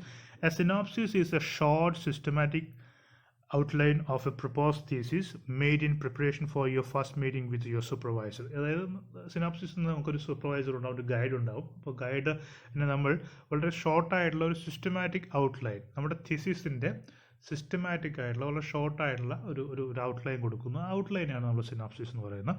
It serves to ensure that your supervisor gets a clear picture of your proposed project and allows him or her to spot whether there are gaps or things that you have not taken into account. അപ്പോൾ നിങ്ങളുടെ തീസിസിൻ്റെ ഒരു short systematic outline ആണ് synopsis എന്ന് പറഞ്ഞു. അത് നിങ്ങൾ ഗൈഡിന് അല്ലെങ്കിൽ സൂപ്പർവൈസർക്ക് submit ചെയ്യുന്നു. അദ്ദേഹം അത് എന്ത് ചെയ്യുന്നു? അത് നോക്കി വായിച്ച് അതിനകത്ത് എന്തെങ്കിലും തെറ്റുകളോ അഡീഷൻസോ ആവശ്യമുണ്ടെങ്കിൽ അത് പറയുന്നു. അപ്പോൾ അങ്ങനെയാണ് ഒരു സിനോപ്സിസ് നമ്മൾ ആദ്യം ഡ്രാഫ്റ്റ് ചെയ്യേണ്ടത്. ഇനി ഒരു മെത്തഡ് ഔട്ട്ലൈൻ ആവശ്യമുണ്ട്. എന്താണ് മെത്തേഡ്? മെത്തേഡ് ഒരു രീതിയാണല്ലേ. ആ മെത്തേഡിൻ്റെ ഒരു ഔട്ട്ലൈൻ നമുക്ക് റിസർച്ച് ചെയ്യുന്ന സമയത്ത് ആവശ്യമുണ്ട്. വാട്ട് ടൈപ്പ് ഓഫ് സ്റ്റഡി, എന്താണ് ഔട്ട്ലൈനിൽ വേണ്ടത്? നമ്മളുടെ ചില ചോദ്യങ്ങൾ അതിനുള്ള ഉത്തരങ്ങളുമാണ്. അതായത് what type of study is best suited to support the action stated in the specific objectives. You will have objectives. നിങ്ങളുടെ ഹിസ്റ്റോറിക്കൽ പ്രോബ്ലത്തിൽ ഒരു ഒബ്ജക്റ്റീവ് ഉണ്ടാവും. ഒരു പ്രത്യേക കാര്യത്തെക്കുറിച്ച് പഠിക്കാനും അതിന് ഒരു പ്രത്യേക രീതിയിലുള്ള ഉത്തരം കിട്ടാൻ വേണ്ടിയാണ് നിങ്ങൾ അത് ചെയ്യുന്നത്. അങ്ങനെയാണെങ്കിൽ ഏത് രീതിയിലുള്ള സോഴ്സസ് ആണ്, ഏത് രീതിയിലുള്ള സ്റ്റഡി മെത്തേഡാണ് നിങ്ങൾ ഉപയോഗിക്കേണ്ടത്? ആ മെത്തേഡ് നിങ്ങൾ അറിഞ്ഞു വെച്ചിരിക്കണം. What kind of data, qualitative or quantitative, will your study require? ഏത് രീതിയിലുള്ള ഡാറ്റയാണ് നിങ്ങൾക്ക് വേണ്ടത്? അത് നിങ്ങളുടെ ഒബ്ജക്റ്റീവ് എന്താണോ അതനുസരിച്ചാണ് നിങ്ങൾ ഡാറ്റ സെലക്ട് ചെയ്യേണ്ടത്. What is your geographical study area and who is your target group, ഏത് പ്രത്യേക പ്രദേശത്താണ് നിങ്ങളുടെ പഠനം നടത്താൻ ഉദ്ദേശിക്കുന്നത്, എങ്ങനെയുള്ള ആളുകളാണ്, എങ്ങനെയുള്ള ഒരു ഗ്രൂപ്പാണത്. മാത്രമല്ല എന്തെങ്കിലും are there any ethical consideration you have to make, എന്തെങ്കിലും എത്തിക്കൽ കൺസിഡറേഷൻ ആവശ്യമുണ്ട്. ഫോർ എക്സാമ്പിൾ നിങ്ങളൊരു ട്രൈബൽ സെറ്റിൽമെൻറ്റിലേക്ക് പോകുന്നു, അപ്പോൾ അവരുടെ പല വിവരങ്ങളും നിങ്ങൾക്ക് ഏതെല്ലാം വിവരങ്ങൾ പുറത്തു വിടാം, അല്ലെങ്കിൽ നിങ്ങളൊരു കോൺഫിഡൻഷ്യലായിട്ട് സ്റ്റഡി നടത്തുന്നു, രോഗികളുടെ ഇടയിലൊരു സ്റ്റഡി നടത്തുന്നു, അപ്പോൾ അവരുടെ ഏതെല്ലാം വിവരങ്ങൾ നിങ്ങൾക്ക് പുറത്തു വിടാൻ പറ്റും, ഏതെല്ലാം നിങ്ങൾ കോൺഫിഡൻഷ്യലായിട്ട് വെക്കണം, അപ്പോൾ അതുമായി ബന്ധപ്പെട്ട എന്തെങ്കിലും എത്തിക്കൽ കൺസിഡറേഷൻസും ആവശ്യമുണ്ടോ, ഇതൊക്കെ നിങ്ങളുടെ മെത്തേഡ് ഔട്ട്ലൈനാണ്. അപ്പോൾ ഇതിനെക്കുറിച്ചൊക്കെ വ്യക്തമായ ധാരണ ഒരു ഔട്ട്ലൈൻ നിങ്ങൾ ഉണ്ടാക്കേണ്ടതാണ്. അടുത്തൊരു ടൈം പ്ലാൻ ആണ്. എല്ലാത്തിനും ഒരു ടൈം പ്ലാൻ വേണം നമുക്കറിയാം. അതുപോലെ തന്നെ റിസർച്ചിന് ഒരു ടൈം പ്ലാൻ വേണം. വളരെ ഡിഫൈൻഡ് ആയിട്ടുള്ള ഒരു ടൈം പ്ലാൻ വേണം. Well planned road map of research work, അതാണ് time plan. Allotting time for various assignments, for example literature search, potential field work, example interviews and or questionnaire administration, data analysis, writing and lay out. അപ്പോൾ ഇങ്ങനെ ഒരുപാട് assignments ചേർന്നതാണ് നമ്മുടെ research. അപ്പോൾ അതിനകത്ത് literature search, നിങ്ങളുടെ same ടോപ്പിക്കിൽ വിഷയത്തിൽ മുൻപ് നടന്നിട്ടുള്ള ധാരാളം സ്റ്റഡീസും മറ്റുമൊക്കെ നിങ്ങൾ റെഫർ ചെയ്യണം. ഫീൽഡ് വർക്ക് വേണ്ടി ഒരു ചിലതിന് ഇൻ്റർവ്യൂസോ സർവേസൊക്കെ നടത്തേണ്ടി വരും. So you have to go to the field and work with your people. അതുപോലെ തന്നെ ഈ ഡാറ്റ കിട്ടിക്കഴിഞ്ഞാൽ അത് അനലൈസ് ചെയ്യണം, അത് എഴുതണം, സിന്തസിസ് പോലെയുള്ള ജനറലൈസേഷൻസ് നടത്തണം. ദെൻ ഒരു ലേ ഔട്ട് ഉണ്ടാക്കി സ്പെസിഫിക് ആയിട്ടുള്ള റിക്വയർമെൻറ്റ്സ് വെച്ച് നമ്മൾ എന്ത് ചെയ്യണം, അത് സബ്മിറ്റ് ചെയ്യാനുള്ള കാര്യങ്ങൾ നോക്കണം. അപ്പോൾ ഇതിനൊക്കെ ഒരു ടൈം പ്ലാൻ ഉണ്ടാക്കണം. എപ്പോൾ തുടങ്ങണം, ഏതൊക്കെ കാര്യങ്ങളാണ് ഏതൊക്കെ സമയത്ത് തീർക്കേണ്ടതെന്നുള്ളത് ഒരു time plan is must. Once your problem formulation and objectives are approved by your supervisor, all details should be added to your time plan. Okay, അപ്പോൾ നിങ്ങളുടെ മെത്തേഡ്സ്, നിങ്ങൾ ചെയ്യുന്ന കാര്യങ്ങൾ ഘട്ടം ഘട്ടമായിട്ട് നിങ്ങൾ ഗൈഡിനെ അറിയിക്കുകയും കേട്ട് അതനുസരിച്ച് മുന്നോട്ട് പോകാനുള്ള ഒരു സിഗ്നൽ തരുകയും ചെയ്താൽ you have to add those things subsequently. Okay, അതെല്ലാം നിങ്ങൾ ആഡ് ചെയ്യണം. അങ്ങനെയാണ് ടൈം പ്ലാൻ നിങ്ങൾ ഡിഫൈൻ ചെയ്യേണ്ടത്. അത് എന്ത് ചെയ്യണം, അപ്ഡേറ്റ് ചെയ്യണം എന്നുള്ളതാണ്. അപ്ഡേറ്റ് ചെയ്തുകൊണ്ടേ ഇരിക്കണം. അടുത്ത റെഫറൻസസ് ആണ്. What is A reference? Reference എന്ന് പറഞ്ഞാൽ you have to create a list of major references on which your rationale is based. Okay, ഒരു റെഫറൻസ് ഉണ്ടാക്കുക. നിങ്ങൾ പഠിക്കാൻ പോകുന്ന വിഷയവുമായി ബന്ധപ്പെട്ട് നിങ്ങൾ റെഫർ ചെയ്യാൻ പോകുന്ന കാര്യങ്ങൾ ഏതൊക്കെ രീതിയിലുള്ള സോഴ്സസ് ആണ്, റെഫറൻസസ് ആണ് നിങ്ങൾ കളക്ട് ചെയ്യാൻ ഉദ്ദേശിക്കുന്നത്. So you have to create a short list of references. Make sure that your in-text citations and reference lists are completed collectively, both in support of your subsequent work. അപ്പോൾ റെഫറൻസിന് list ഉണ്ടാക്കുക. നിങ്ങൾ citations എവിടെ നിന്നെല്ലാം എടുക്കുന്നത്, എവിടെ നിന്നെല്ലാമാണ് നിങ്ങൾ നിങ്ങളുടെ ഗവേഷണവുമായി ബന്ധപ്പെട്ട് അതിന് സഹായിക്കുന്ന തെളിവുകളും മറ്റ് സപ്പോർട്ടിംഗ് ഫാക്ട്സും എടുക്കുന്നത്, അതാണ് സൈറ്റേഷൻസ് എന്ന് പറയുന്നത്. ഈ സൈറ്റേഷൻസിൻ്റെ ഒരു ലിസ്റ്റ് തന്നെ നിങ്ങളുടെ സ്റ്റഡിയെ സപ്പോർട്ട് ചെയ്യുന്ന രീതിയിൽ നിങ്ങൾ ഉണ്ടാക്കിയെടുക്കേണ്ടതാണ്. ഇത്തരം കാര്യങ്ങളാണ് നമ്മൾ ഈ മൊഡ്യൂളിൽ പഠിക്കുന്നത്. Thank you. Module 2, history as scientific discipline. ചരിത്രം ഒരു ശാസ്ത്ര വിഷയമായി എങ്ങനെയാണ് നമ്മൾ കൈകാര്യം ചെയ്യേണ്ടത്, അല്ലെങ്കിൽ ചരിത്രം എത്രത്തോളം സയൻറ്റിഫിക് ആണ്, എത്രത്തോളം അതിനെ നമുക്ക് സയൻറ്റിഫിക് ആക്കാൻ സാധിക്കും, ഇത്തരം കാര്യങ്ങളാണ് നമ്മൾ ഈ മൊഡ്യൂളിൽ ഡിസ്കസ് ചെയ്യുന്നത്. അതിൽ first we will discuss about the collection of data, written and oral. എഴുതപ്പെട്ടതും അല്ലാത്തതുമായിട്ടുള്ള ഡാറ്റയുടെ കളക്ഷനെ കുറിച്ചാണ് ആദ്യം പറയുന്നത്. The procedure of searching for historical data should be systematic and pre-planned. നമ്മൾ ചരിത്രപരമായ വസ്തുതകൾ കണ്ടെത്തുക, തെളിവുകൾ കണ്ടെത്തുന്നത്, ആ ഒരു procedure should be systematic and preplanned. വളരെയധികം ആസൂത്രിതവും ഒരു ക്രമമുള്ളതുമായിരിക്കണം, സിസ്റ്റമാറ്റിക്കുമായിരിക്കണം. The researcher should know what information he or she needs so as to identify important sources of data and provide a direction to his or her search for relevant data. അപ്പോൾ അത് research ചെയ്യുന്ന റിസർച്ചർക്ക്, ഗവേഷകന് അല്ലെങ്കിൽ ഗവേഷകർക്ക് എന്താണ് അവർ ചെയ്യാൻ പോകുന്നത്, എന്താണ് അവരുടെ objective, എന്താണ് അവരുടെ സ്പെസിഫിക് ഡാറ്റ, എന്താണ് അവരുടെ ക്വസ്റ്റ്യൻസ്, എന്ത് ആൻസേഴ്സ് ആണ് അവർക്ക് വേണ്ടത്, ഇത്തരം കാര്യങ്ങളെക്കുറിച്ച് വളരെ വ്യക്തമായ ഒരു ധാരണ ഉണ്ടായിരിക്കണം. The search for sources of data begins with wide reading of preliminary sources, including published bibliographies, biographies, atlas, specialized chronologies, dictionaries or quotations and terms. അപ്പോൾ ധാരാളം പ്രിലിമിനറി റീഡിങ്സ് ആവശ്യമായിട്ട് വരും ഈ റിസർച്ചിന് തൊട്ട് മുൻപ്. അതിൽ ധാരാളം പബ്ലിഷ്ഡ് ആയിട്ടുള്ള ബിബ്ലിയോഗ്രഫീസ് ഉണ്ടാകാം, ബയോഗ്രഫീസ്, സ്പെഷ്യലൈസ്ഡ് ആയിട്ടുള്ള ക്രോണോളജീസ്, അങ്ങനെ അവൈലബിൾ ആയിട്ടുള്ള യൂസ്ഫുൾ ആയിട്ടുള്ള എല്ലാ സോഴ്സസും you can use for in order to get a preliminary understanding about the research topic. Good university and college libraries tend to have a great deal of such preliminary materials. This will enable the researcher to identify valuable secondary sources on the topic being studied, such books on history relating to one's topic. You may use good libraries, good quality libraries. അതാണ് പറയുന്നത്. നല്ല ധാരാളം പുസ്തകങ്ങളും sources ഒക്കെ കിട്ടാവുന്ന libraries നിങ്ങൾക്ക് ഉപയോഗിക്കാം. The researcher needs to evaluate the secondary sources for their validity and authenticity. We know the difference between secondary and primary sources. But secondary source നമുക്കറിയാം, it's not an original source. So you have to be very careful identifying and then authenticating the veracity of the evidences, secondary sources. In case of data concerning the recent past, the researcher can contact witnesses or participate themselves in order to interview them and or study the documents possessed by them. ഇപ്പോൾ സമകാലത്ത് ഒരു contemporary ടൈമിൽ സമയത്ത് നടന്നിട്ടുള്ള ഒരു കാര്യമാണെങ്കിൽ തൊട്ട് മുൻപ് ഈ അടുത്ത കാലത്ത് നടന്നിട്ടുള്ള കാര്യമോ അല്ലെങ്കിൽ ഒരു 10-20 വർഷം മുൻപോ നടന്നിട്ടുള്ളൊരു കാര്യമാണ് നമ്മുടെ റിസർച്ച് ടോപ്പിക് എങ്കിൽ ആ സമയത്ത് ജീവിച്ചിരുന്ന ആ വിഷയവുമായി ബന്ധപ്പെട്ടുള്ള ആളുകളൊക്കെ ആയിട്ടുള്ള ഇൻ്റർവ്യൂസും ഒക്കെ സംഘടിപ്പിക്കാവുന്നതാണ്. അതുവഴി നമുക്ക് പ്രൈമറി സോഴ്സ് തന്നെ ലഭിക്കാനുള്ള സാധ്യത വളരെ കൂടുതലാണ്. Then this step involves identifying, locating and collecting information pertaining to research topic. Then you have to identify, you have to locate, you have to collect information related to your research topic. Then the information sources are often contained in documents such as diaries or newspapers, records, photographs, relics, interviews with individuals who have had experience with or have knowledge of research topic. അപ്പോൾ പല രീതിയിലുള്ള സോഴ്സസിനെ കുറിച്ച് പറയുന്നു. അത് news papers ആയിരിക്കാം. News papers നിങ്ങൾക്ക് അറിയാവുന്നതാണ്, it's A secondary source. Records ആയിരിക്കാം, ഫോട്ടോഗ്രാഫ്സ് ആയിരിക്കാം, റെലിക്സ് ആയിരിക്കാം, എന്തെങ്കിലും ശേഷിപ്പുകളൊക്കെ ആയിരിക്കാം. ഇൻ്റർവ്യൂസ് വിത്ത് ഇൻഡിവിജ്വൽസ്, ഞാൻ നേരത്തെ പറഞ്ഞതുപോലെ ഒരു കണ്ടംപററി ടൈമിലാണെങ്കിൽ you may go and find people who could give you good information, first hand information related to your research topic. അങ്ങനെയുള്ള ഒരുപാട് ഓപ്ഷൻസ് ഉണ്ട്. A secondary source is a source created from primary source such as books written about the event. Secondary sources are considered less useful than primary sources. നമ്മൾ നേരത്തെ discuss ചെയ്തിട്ടുള്ള കാര്യമാണ് secondary സോഴ്സും അതുപോലെ തന്നെ നമ്മുടെ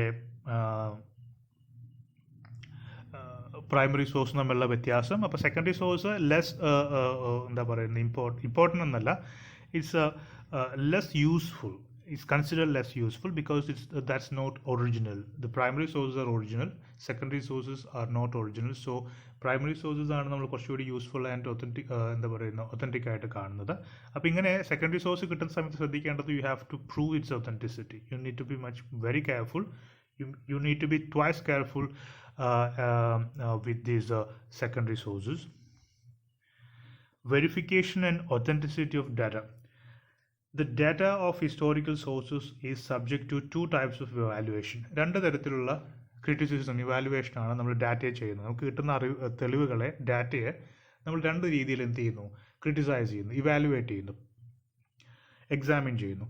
ആ രണ്ട് ടൈപ്സ് ആണ്. These two types R: one, external evaluation or external criticism.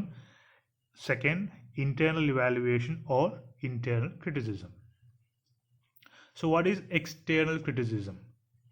External criticism is also known as heuristics or lower criticism. External criticism മറ്റൊരു പേരാണ് lower criticism. Okay, the technique of testing the degree of authenticity of document is called external criticism or heuristics or lower criticism.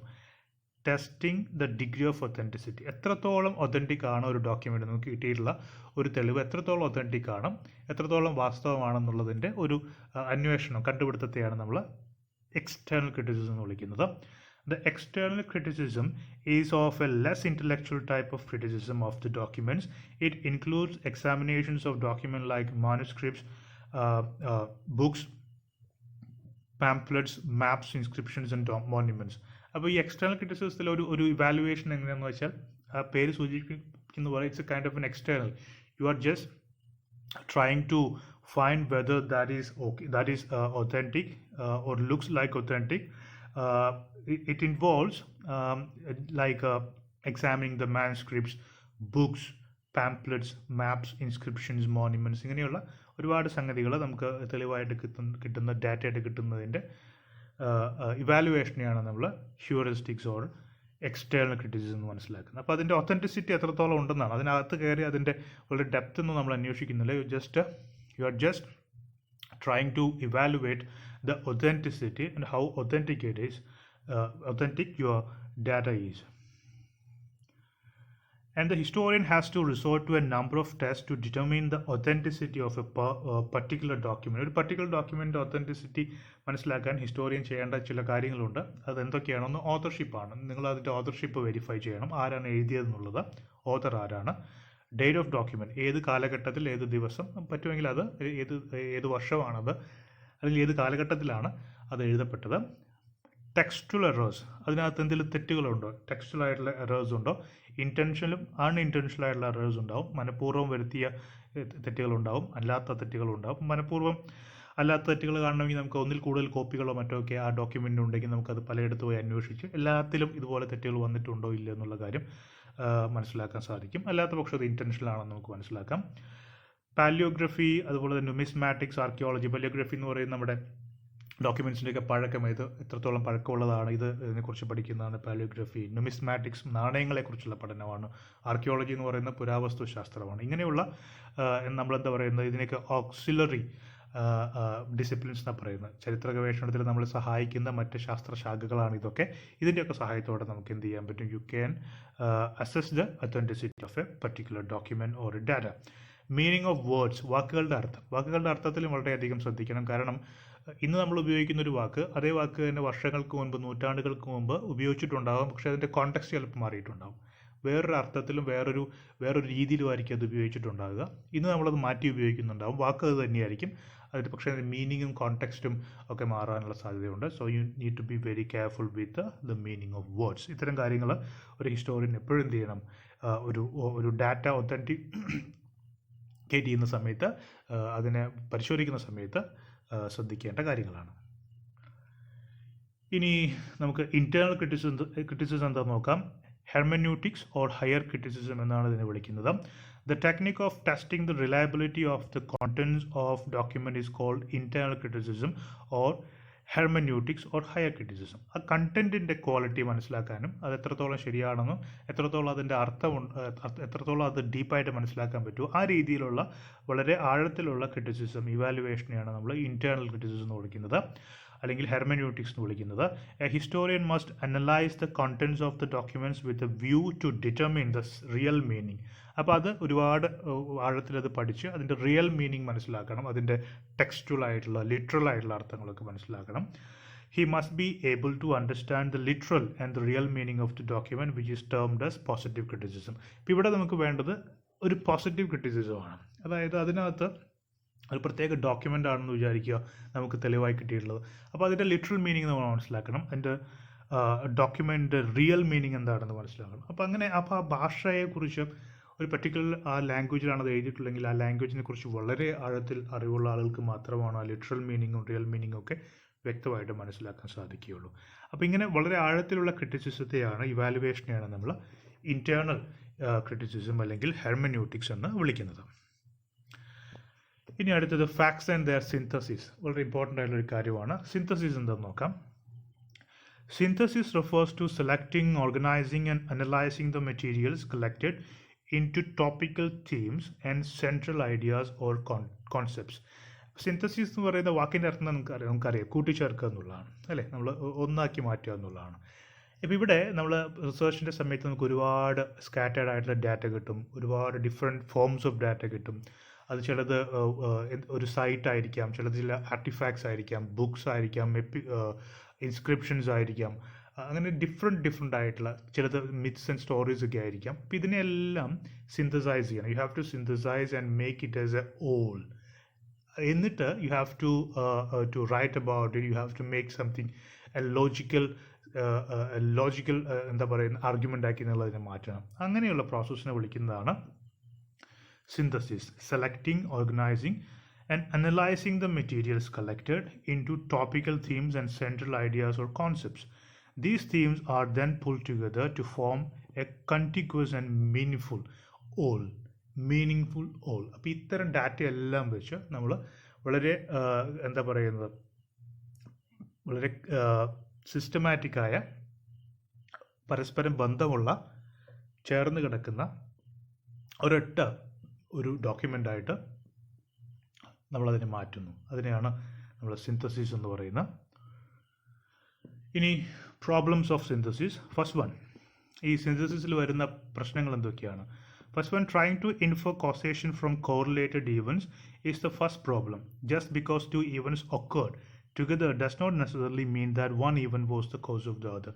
പരസ്പരം related ആയി കിടക്കുന്ന ചില events, ചില സംഭവങ്ങൾ ഒരുപക്ഷെ നമ്മൾ കൂടുതൽ ആഴത്തിൽ പഠിക്കുന്ന സമയത്ത് അവ തമ്മിലുള്ളൊരു ബന്ധം കണ്ടെത്താൻ പറ്റിയെന്ന് വരില്ല, അല്ലെങ്കിൽ അത് കണ്ടെത്തേണ്ടത് വളരെ പ്രധാനപ്പെട്ട ഒരു കാര്യമായിട്ട് മാറാൻ സാധ്യതയുണ്ട്. ഒരു റിസർച്ച് പേപ്പർ ആകുമ്പോൾ ആ ബന്ധം നമുക്ക് വെറുതെ അങ്ങ് പറഞ്ഞാൽ പോരാ, you have to prove it. അപ്പോൾ അങ്ങനെ just because two events occurred together does not necessarily mean that one event was the cause of the other. അപ്പോൾ അങ്ങനെ ഇത്തരം ഒരേ സമയം നടന്നു അല്ലെങ്കിൽ ഒന്ന് മറ്റൊന്നിന് കാരണമായി എന്ന് തോന്നിക്കുന്ന രീതിയിലുള്ള സംഭവങ്ങൾ പലപ്പോഴും അങ്ങനെ ആകണമെന്നില്ല. So trying to infer causation from correlated events is the first problem.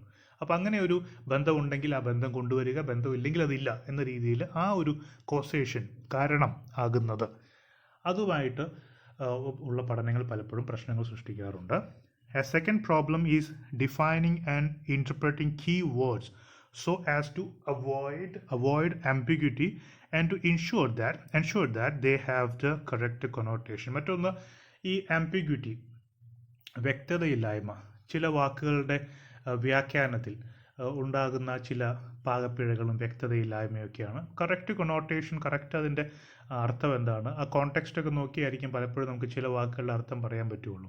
നമ്മൾ ചരിത്ര പശ്ചാത്തലവും നോക്കേണ്ടി വരും. അപ്പോൾ അങ്ങനെയുള്ള കൊണോട്ടേഷൻസ് ഡിഫറൻസ് ഒരുപാടുണ്ടാവും. അത് വളരെ ആഴത്തിലുള്ള ഒരു അറിവുണ്ടെങ്കിൽ മാത്രമാണ് അത്തരം ഡിഫറൻസസ് മനസ്സിലാക്കാനും ശരിയായി അതിനെ വ്യാഖ്യാനിക്കാനും സാധിക്കുകയുള്ളൂ. So that is another problem.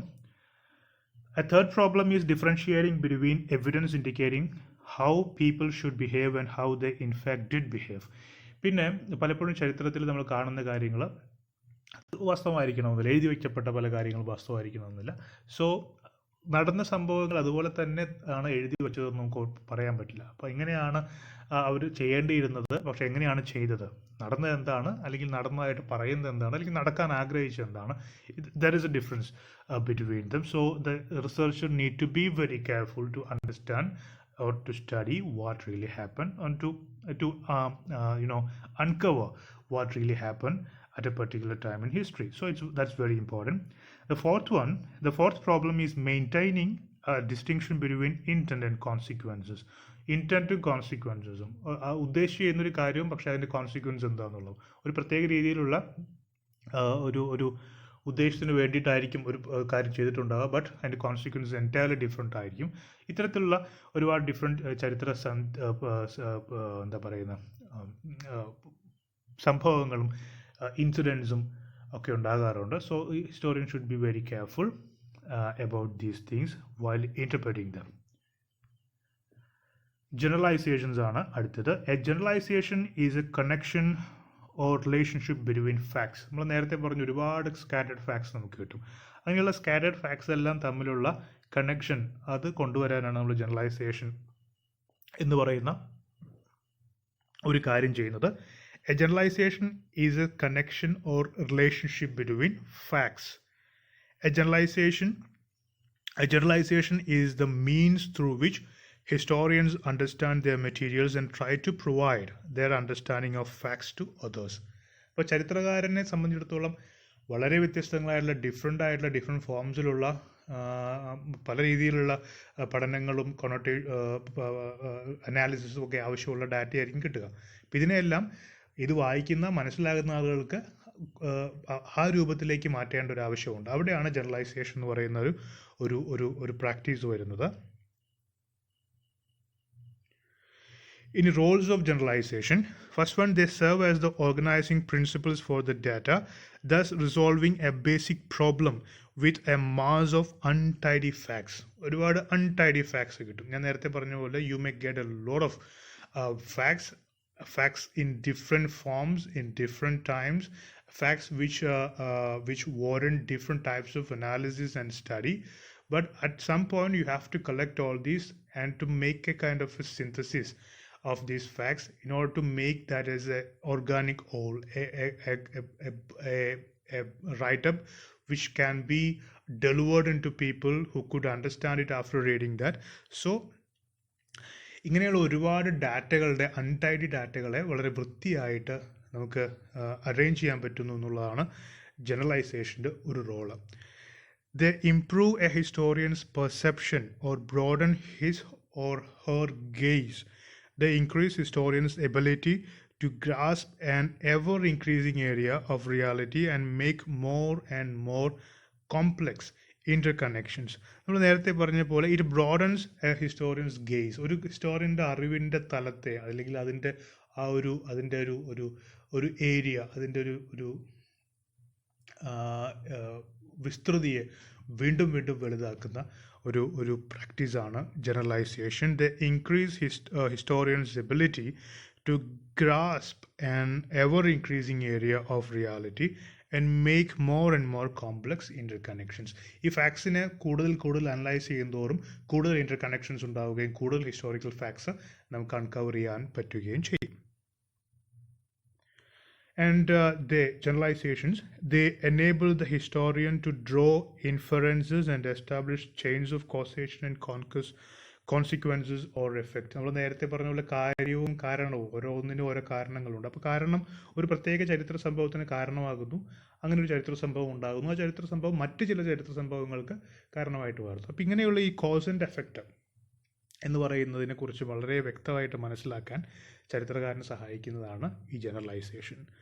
More specifically, generalizations led the historian to look for new facts and sources.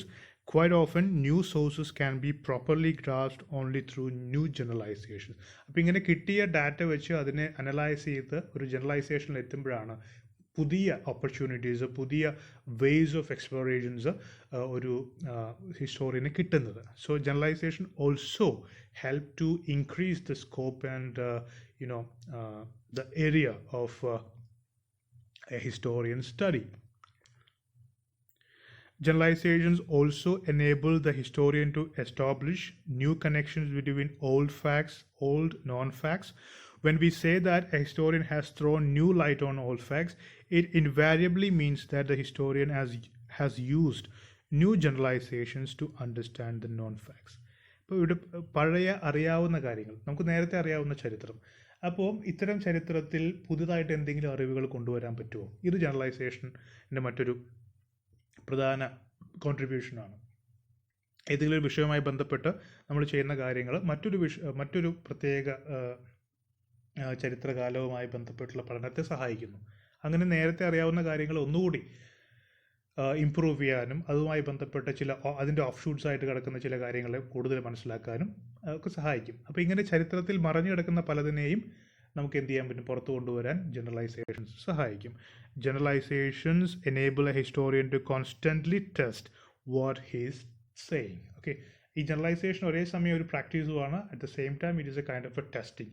It continuously makes a historian to study much deeper or go much deeper into his area of research. At the same time, it helps him to test what he or her had studied or studying or is going to study. So it gives it performs like a test and a study simultaneously. ഇത്രയാണ് നമുക്ക് ഈ മൊഡ്യൂളിൽ പഠിക്കാനുള്ളത്. Thank you. Module 3 forms of writing and documentation.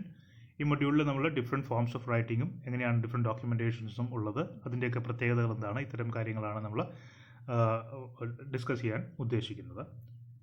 The first one is a research paper. What is a research paper? A research paper is an expanded essay that represents your own interpretation or evaluation or argument. നിങ്ങളുടെ ഒരു പ്രത്യേക വാദം അല്ലെങ്കിൽ നിങ്ങളുടെ ഒരു evaluation, interpretation ഇതെല്ലാം explain ചെയ്യുന്ന ഒരു റിസർച്ച് വർക്കാണ് ഒരു റിസർച്ച് പേപ്പർ എന്ന് പറയുന്നത്. Expanded essay that represents your own interpretation or evaluation or argument. അങ്ങനെയുള്ളൊരു അങ്ങനെയുള്ള ഒരു എസ്സേ ആണ് നമ്മൾ ഗവേഷണ പ്രബന്ധം അല്ലെങ്കിൽ റിസർച്ച് പേപ്പർ എന്ന് വിളിക്കുന്നത്. A research paper involves surveying a field of knowledge in order to find the best possible information in that field. വളരെ പ്രധാനപ്പെട്ട ഒരു പോയിന്റാണ് ബെസ്റ്റ് പോസിബിൾ ഇൻഫർമേഷൻ. നിങ്ങൾ പഠിക്കുന്ന ഒരു വിഷയത്തിൽ ആ മേഖലയിൽ നിങ്ങൾക്ക് കിട്ടാവുന്ന ബെസ്റ്റ് പോസിബിൾ ഇൻഫർമേഷൻ ഗവേഷണത്തിലൂടെ കണ്ടെത്തി നിങ്ങൾ തയ്യാറാക്കുന്നതാണ് research paper. Thesis. A thesis or dissertation is a document submitted in support of candidature for an academic degree or professional qualification presenting the author's research and findings. ഒരു thesis എന്ന് പറയുന്നത് ഒരു document ആണ്. സാധാരണ നമ്മൾ thesis സബ്മിറ്റ് ചെയ്യുന്നത്, for example നിങ്ങൾക്കും ഇതുപോലെയുള്ള ഡിഗ്രി കംപ്ലീറ്റ് ചെയ്യാൻ വേണ്ടി നിങ്ങൾക്കൊരു ഡിസർട്ടേഷൻ അല്ലെങ്കിൽ thesis സബ്മിറ്റ് ചെയ്യേണ്ടി വരും. അപ്പോൾ അതിനകത്ത് ഒരു പ്രൊഫഷണൽ ഡിഗ്രി ക്വാളിഫൈഡ് ആകാൻ വേണ്ടിയിട്ട് അതിൻ്റെ ഭാഗമായിട്ട് നൽകുന്നതാണ് പലപ്പോഴും നമ്മൾ സബ്മിറ്റ് ചെയ്യുന്നതാണ് ഒരു thesis അല്ലെങ്കിൽ ഒരു dissertation. The term thesis comes from the Greek word. thesis എന്ന് പറയുന്ന ഗ്രീക്ക് വാക്കിൽ നിന്നാണ് ഇത് വരുന്നത്. thesis comes from the Greek meaning something put forth. Okay, മുന്നോട്ട് വയ്ക്കുന്ന ഒരു വാദം എന്നൊക്കെ രീതിയിലുള്ള അർത്ഥം വരുന്ന something put forth എന്ന് പറയുന്ന thesis എന്ന് പറയുന്ന എന്ന അർത്ഥം വരുന്ന thesis എന്ന വാക്കിൽ നിന്നാണ് ഇത് വരുന്നത്. and refers to an intellectual proposition. ഒരു ബൗദ്ധികമായിട്ടുള്ള ഒരു വാദം, ഭൗതികമായിട്ടുള്ള ഒരു പോയിന്റ് ഓഫ് വ്യൂ എന്നാണ് അതുകൊണ്ട് ഉദ്ദേശിക്കുന്നത്, thesis കൊണ്ട് ഉദ്ദേശിക്കുന്നത്. Dissertation comes from the Latin word path. Dissertation എന്ന് പറഞ്ഞ വാക്കിൻ്റെ അർത്ഥം അതൊരു ലാറ്റിൻ വാക്കാണ്, പാത്ത് എന്നാണ് അതിൻ്റെ അർത്ഥം. ഇനി എന്താണ് ഒരു thesis-ന്റെ structure? A thesis or dissertation may be arranged as a thesis by publication or a monograph with or without appended papers respectively. ഒരു thesis-നകത്ത് നമുക്കൊരു മോണോഗ്രാഫ് പോലെ, ഒരൊറ്റ വലിയ എസ്സേ പോലെയോ അല്ലെങ്കിൽ ഒരു പബ്ലിഷ് ചെയ്ത് നമുക്കത് എന്ത് ചെയ്യാം, അറേഞ്ച് ചെയ്യാവുന്നതാണ്, കൊണ്ടുവരാവുന്നതാണ്. അതിന് it may be with the appended papers or without the appended papers. appended papers എന്ന് പറഞ്ഞു കഴിഞ്ഞാൽ തിസിസുമായിട്ട് നിങ്ങൾ ചേർക്കുന്ന പേപ്പേഴ്സാണ്. നിങ്ങളുടെ ഗവേഷണവുമായി ബന്ധപ്പെട്ട് നിങ്ങൾ എന്തെങ്കിലും പേപ്പേഴ്സ് പ്രസൻറ്റേഷൻസ് നടത്തിയിട്ടുണ്ടെങ്കിൽ, പ്രബന്ധാവതരണം നടത്തിയിട്ടുണ്ടെങ്കിൽ, മറ്റ് റിസർച്ച് അപ്പൻഡഡ് ആയിട്ടുള്ള അതുമായി ബന്ധപ്പെട്ട എന്തെങ്കിലും റിസർച്ച് കാര്യങ്ങളൊക്കെ ചെയ്തിട്ടുണ്ടെങ്കിൽ you may add that to your thesis. അങ്ങനെയും അല്ലാതെയും നമുക്ക് thesis എന്ത് ചെയ്യാം, ഉണ്ടാക്കാവുന്നതാണ്. An ordinary monograph has a title page, an abstract. ഇപ്പോൾ സാധാരണ നിങ്ങളൊരു thesis-ൻ്റെ ഒരു രൂപം എടുക്കുകയാണെങ്കിൽ അതിനകത്തൊരു ടൈറ്റിൽ പേജ് ഉണ്ടാവും. എന്താണ് അതിൻ്റെ പേര്, നിങ്ങളുടെ ഡിസർട്ടേഷൻ്റെ പേരെന്താണെന്ന് കാണിക്കുന്ന ഒരു പേജ്. അടുത്തൊരു അബ്സ്ട്രാക്റ്റ് ആണ്, എന്താണ് നിങ്ങൾ ഈ thesis കൊണ്ട് ഉദ്ദേശിക്കുന്നത്, എന്താണ് നിങ്ങൾ കണ്ടുപിടിക്കാൻ ആഗ്രഹിക്കുന്നത്, എന്താണ് നിങ്ങളുടെ ഗവേഷണ വിഷയം, എന്താണ് നിങ്ങളുടെ ഒബ്ജക്റ്റീവ്സ്, ഇതെല്ലാം വളരെ ചുരുക്കി പ്രസ്താവിക്കുന്ന ഭാഗമാണ് അബ്സ്ട്രാക്റ്റ്. അത് രണ്ടാമത് വരുന്നു.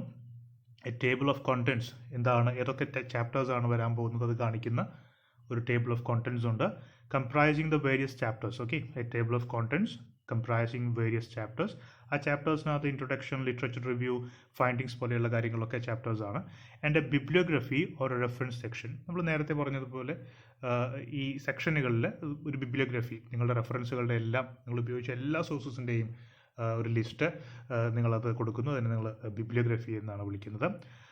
ആൻഡ് റെഫറൻസ് ആയിട്ട് നിങ്ങൾ ആഡ് ചെയ്തിട്ടുള്ള കാര്യം, സോഴ്സസിൽ തന്നെ റെഫറൻസ് ആയിട്ട് നിങ്ങൾ ആഡ് ചെയ്തിട്ടുള്ളതിനൊക്കെ റെഫറൻസ് എന്ന് പറയുന്ന സെക്ഷനിൽ ആഡ് ചെയ്യുന്നു. അപ്പോൾ ഇതൊക്കെയാണ് സാധാരണ ഒരു ജനറൽ സ്ട്രക്ചർ എന്ന് പറയുന്നത്. അബ്സ്ട്രാക്റ്റ്, അത് കഴിഞ്ഞ് table of contents, then bibliography and reference section. They differ in their structure in accordance with the many different areas of study. ഇനി എല്ലാ വിഷയങ്ങളിൽ ഇതുപോലെ തന്നെയാണോ ഒരു ഡിസർട്ടേഷൻ്റെ സ്ട്രക്ചർ എന്ന് വെച്ചാൽ അല്ല. Arts, humanities, social sciences, technology sciences, ഇങ്ങനെയുള്ള വ്യത്യസ്ത വിഷയങ്ങളിലൊക്കെ വ്യത്യസ്ത ഡിസിപ്ലിനിലൊക്കെ ഡിഫറെൻ്റ് ആയിട്ടുള്ള സ്ട്രക്ചേഴ്സ് ഫോളോ ചെയ്യുന്നുണ്ട്. And the minimal differences between them. In a thesis by publication, the chapters constitute an introductory and comprehensive review of the appended published and unpublished article documents. അപ്പോൾ രണ്ട് തരത്തിൽ നമ്മൾ thesis കൊണ്ടുവരാമെന്ന് പറഞ്ഞു. ഒന്നൊരു മോണോഗ്രാഫായിട്ട്, അതിൻ്റെ സ്ട്രക്ചറാണ് നമ്മൾ നേരത്തെ പറഞ്ഞത്. അത് തുടങ്ങുന്നത് ഒരു ടൈറ്റിൽ പേജ് വെച്ചാണ്. അത് കഴിഞ്ഞ് ഒരു അബ്സ്ട്രാക്റ്റ് ഉണ്ട്, പിന്നെ ടേബിൾ ഓഫ് കോണ്ടൻറ്റ്സ് ഉണ്ട്, ബിബ്ലിയോഗ്രഫി ഉണ്ട്, റെഫറൻസ് ഉണ്ട് എന്നൊക്കെ പറഞ്ഞു. പിന്നെ ഒരു പബ്ലിക്കേഷൻ എന്ന രീതിയിലാണ് വരുന്നതെങ്കിൽ in a thesis by publication, the chapters constitute an introductory and comprehensive review of appended, published and unpublished article documents. ഈ പബ്ലിഷ് ചെയ്തിട്ടുള്ള പബ്ലിഷ് ചെയ്യാത്തതുമായിട്ടുള്ള ഡോക്യുമെൻറ്റ്സിൻ്റെ എല്ലാ ഒരു റിവ്യൂ നമ്മളൊരു പബ്ലിക്കേഷൻ രീതിയിൽ ഉള്ള തീസിസിലേക്ക് കൊണ്ടുവരുന്നു. ഇനി in addition to institution-specific house styles, there exist a number of field-specific national and international standards and recommendations. നമ്മൾ നേരത്തെ പറഞ്ഞു, ഓരോ വിഷയവും വ്യത്യസ്ത രീതിയിലാണ് അവർ ഡിസർട്ടേഷൻസ് ചെയ്യുന്നതെന്ന് പറഞ്ഞു. അപ്പോൾ ഒരു സയൻസ് വിഷയത്തിൽ ചെയ്യുന്ന അതേ സ്ട്രക്ചർ ആകണമെന്നില്ല ഒരു സോഷ്യൽ സയൻസ് റിസർച്ച് പേപ്പറിൻ്റെ structure. So it may vary according to the subject. Apart from that, there is a difference that we can see in research papers based on their different standard levels, like ചില field specific ആയിട്ടുള്ള national international standards എല്ലാം ഉണ്ട്.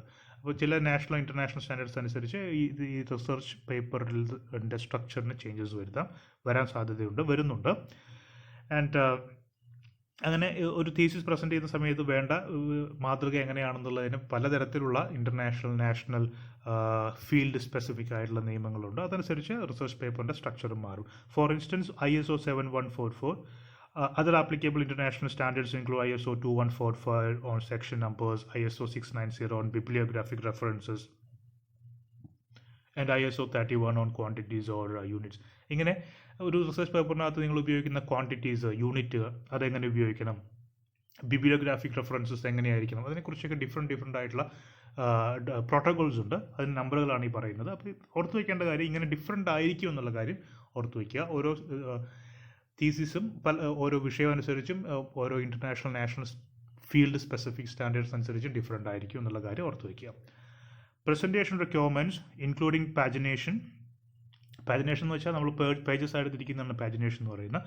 Layout, type and color of the paper, use of acid-free paper where a copy of the dissertation will become a permanent part of the library collection, paper size, order of components and citation style will be checked page by page by the accepting officer before the thesis is accepted and a receipt is issued. അപ്പോൾ thesis presentation ഒരുപാട് requirements ഉണ്ട്.